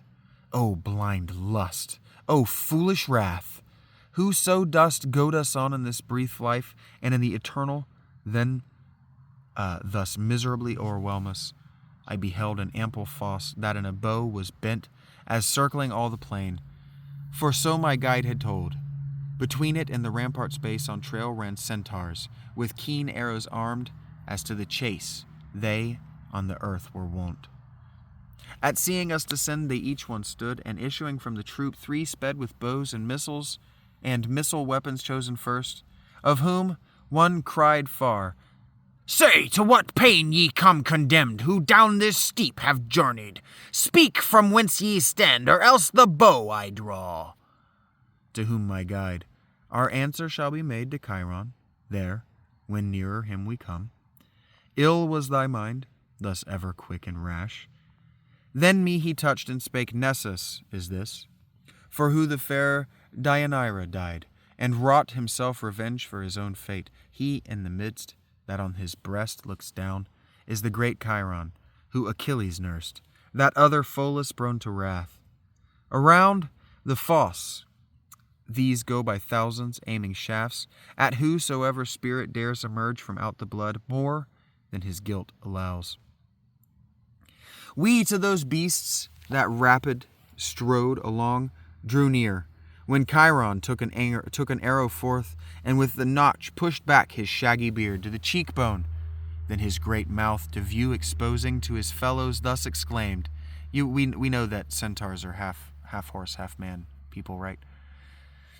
Exposing to his fellows, thus exclaimed, Are ye aware that he who comes behind moves what he touches? The feet of the dead are not so wont.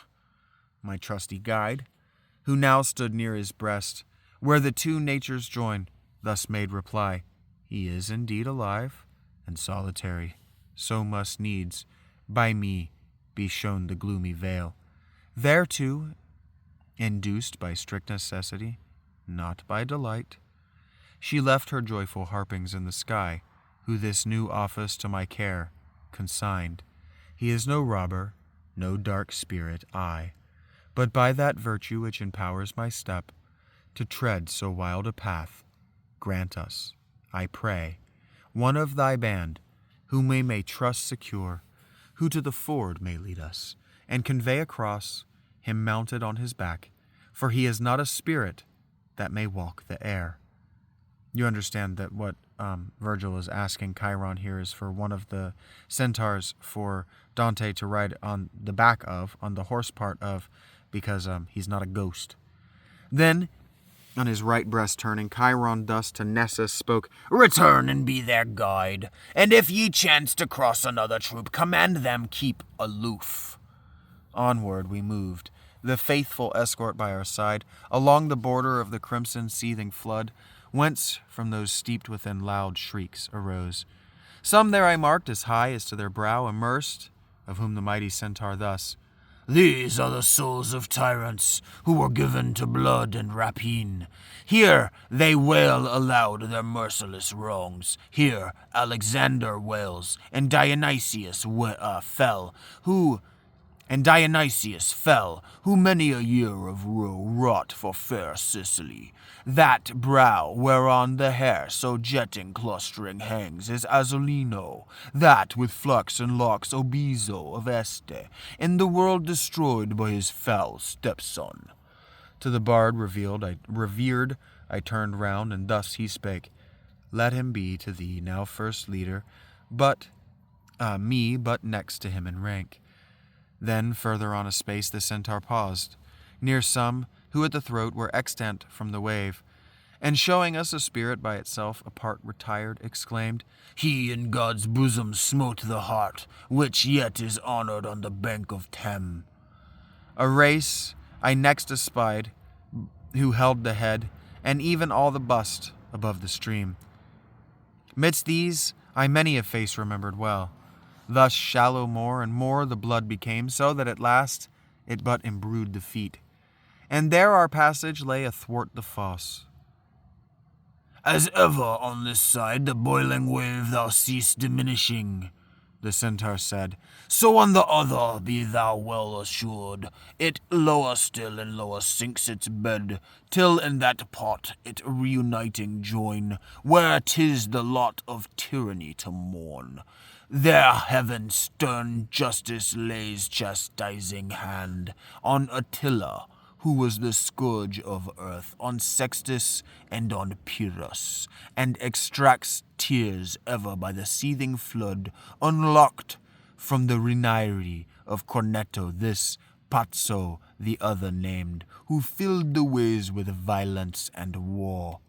This said he turned, and quitting us alone, repassed the ford. Canto 13. Ere Nessus yet had reached the other bank, we entered on a forest where no track of steps had worn away. Not verdant there the foliage, but of dusky hue, not light the boughs and tapering, but with nares deformed and matted thick. Fruits were there none, but thorns, instead with venom filled, less sharp than these, less intricate the breaks, wherein abide those animals that hate the cultured fields, betwixt Cornetto and Caquina's stream. Here the brute harpies made their nest the same, who from the Strophides the Trojan band drove with dire boding of their future woe. Broad are their pennons of the human form, their neck and countenance, armed with talons keen, the feet and the huge belly fledge with wings. These sit and wail on the drear, mystic wood. The kind instructor in these words began, Ere further thou proceed. No, ere means like before, by the way. Before further thou proceed, know thou art now in the second round, and shalt be till thou come upon the horrid sand. Look therefore well around thee, and such things thou shalt behold, as would my speech discredit. On all sides I heard sad plainings breathe, and none could see from whom thy might have issued.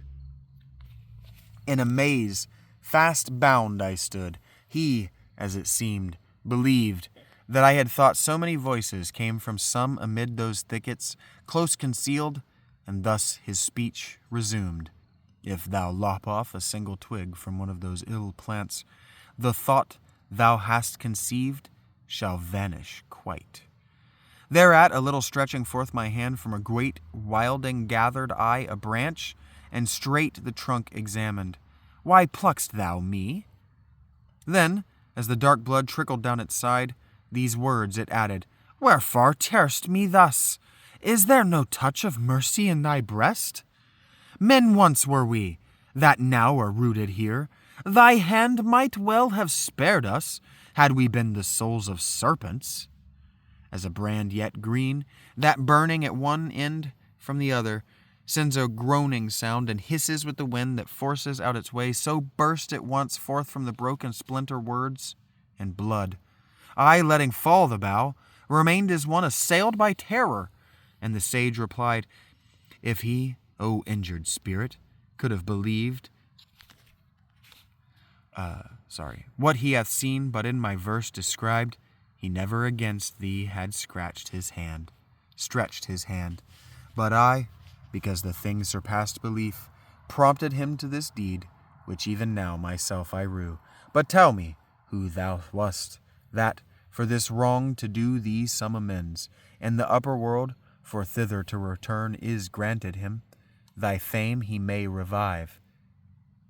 That pleasant word of thine, the trunk replied, hath so inveigled me, that I from the speech cannot refrain, wherein if I indulge a little longer in the snare detained, count it not grievous. I it was who held both keys to Frederick's heart, and turned the wards, opening and shutting, with a skill so sweet, that besides me into his inmost breast scarce any other could admittance find. The faith I bore to my high charge was such, it cost me the lifeblood that warmed my veins. Okay, so this person who is a tree in hell, this person was the person who kept the keys of the king's cupboard. And he took his job very seriously. The harlot, who ne'er turned her gloating eyes from Caesar's household, common vice and pest of courts, 'gainst me inflamed the minds of all. And to Augustus they so spread the flame that my glad honors changed to bitter woes. Turns out it's not the king's cupboard, it's Augustus Caesar's cupboard.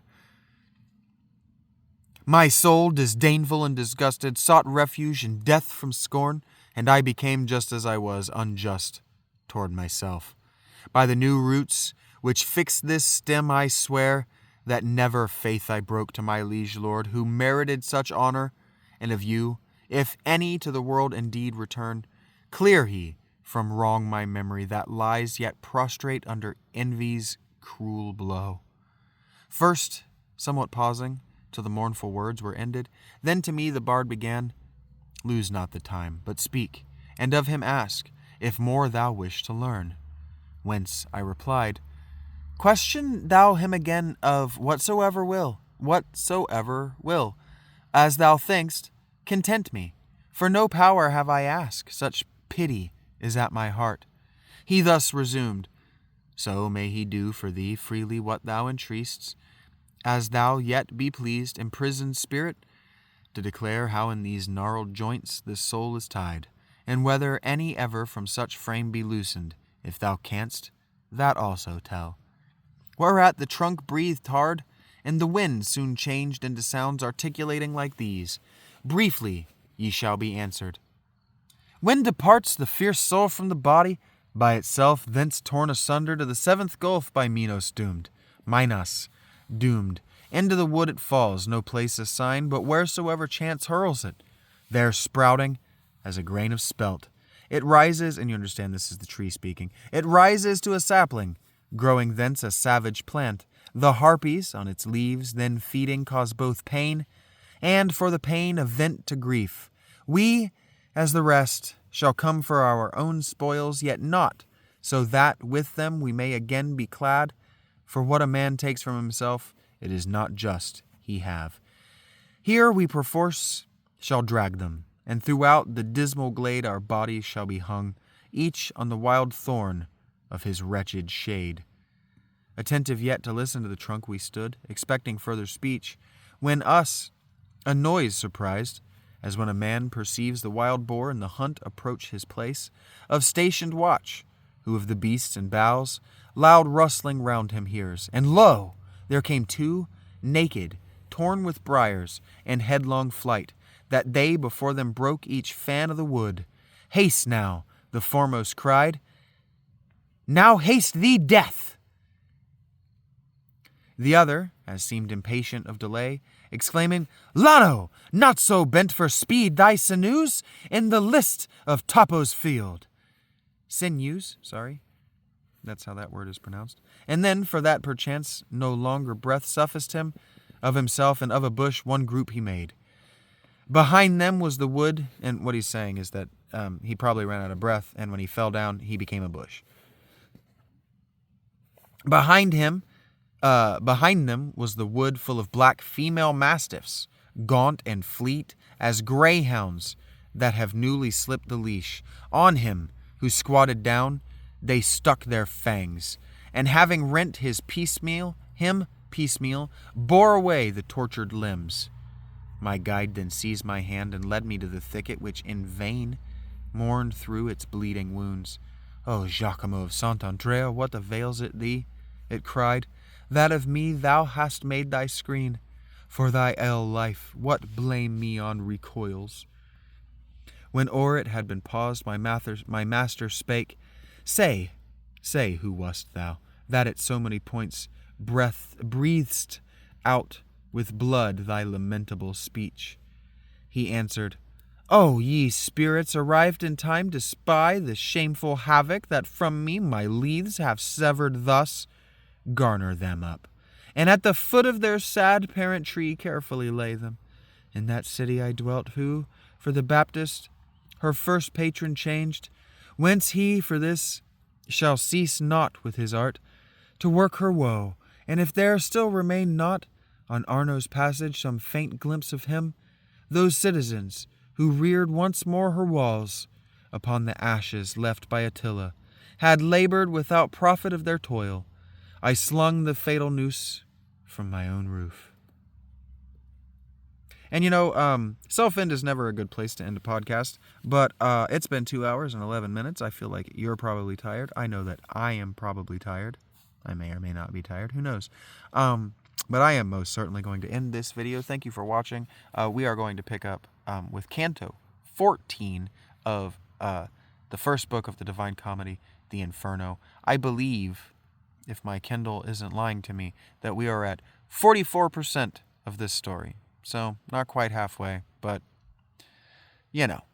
Shaggy and all of that. Thank you for being here. Thank you for watching. This is an effort to broaden your literary horizons. A lot of us would like to say that we would like to have read the Inferno or Dante's Divine Comedy, and what we don't do is then determine to actually read it. And so now that I am reading it and will have read it, you will have listened to somebody read it, and for free on YouTube. So please, if you can find it on your heart, do remember to go on my profile and at least look at the links to my tip jars, or consider subscribing to my Patreon. Memberships begin at free. They top out at an absurd number like $1,000. I'm sure you will find a niche that appropriately speaks to the level of engagement that my work has had in your life. So have a great night, now that that's what time it is for me. I hope you enjoyed getting to watch the Bunny and I hang out. I sincerely hope you enjoyed getting to see it turn night. And now that you have, I hope that you can appreciate how profoundly fucking dark it is in here. It's cool. Okay, bye.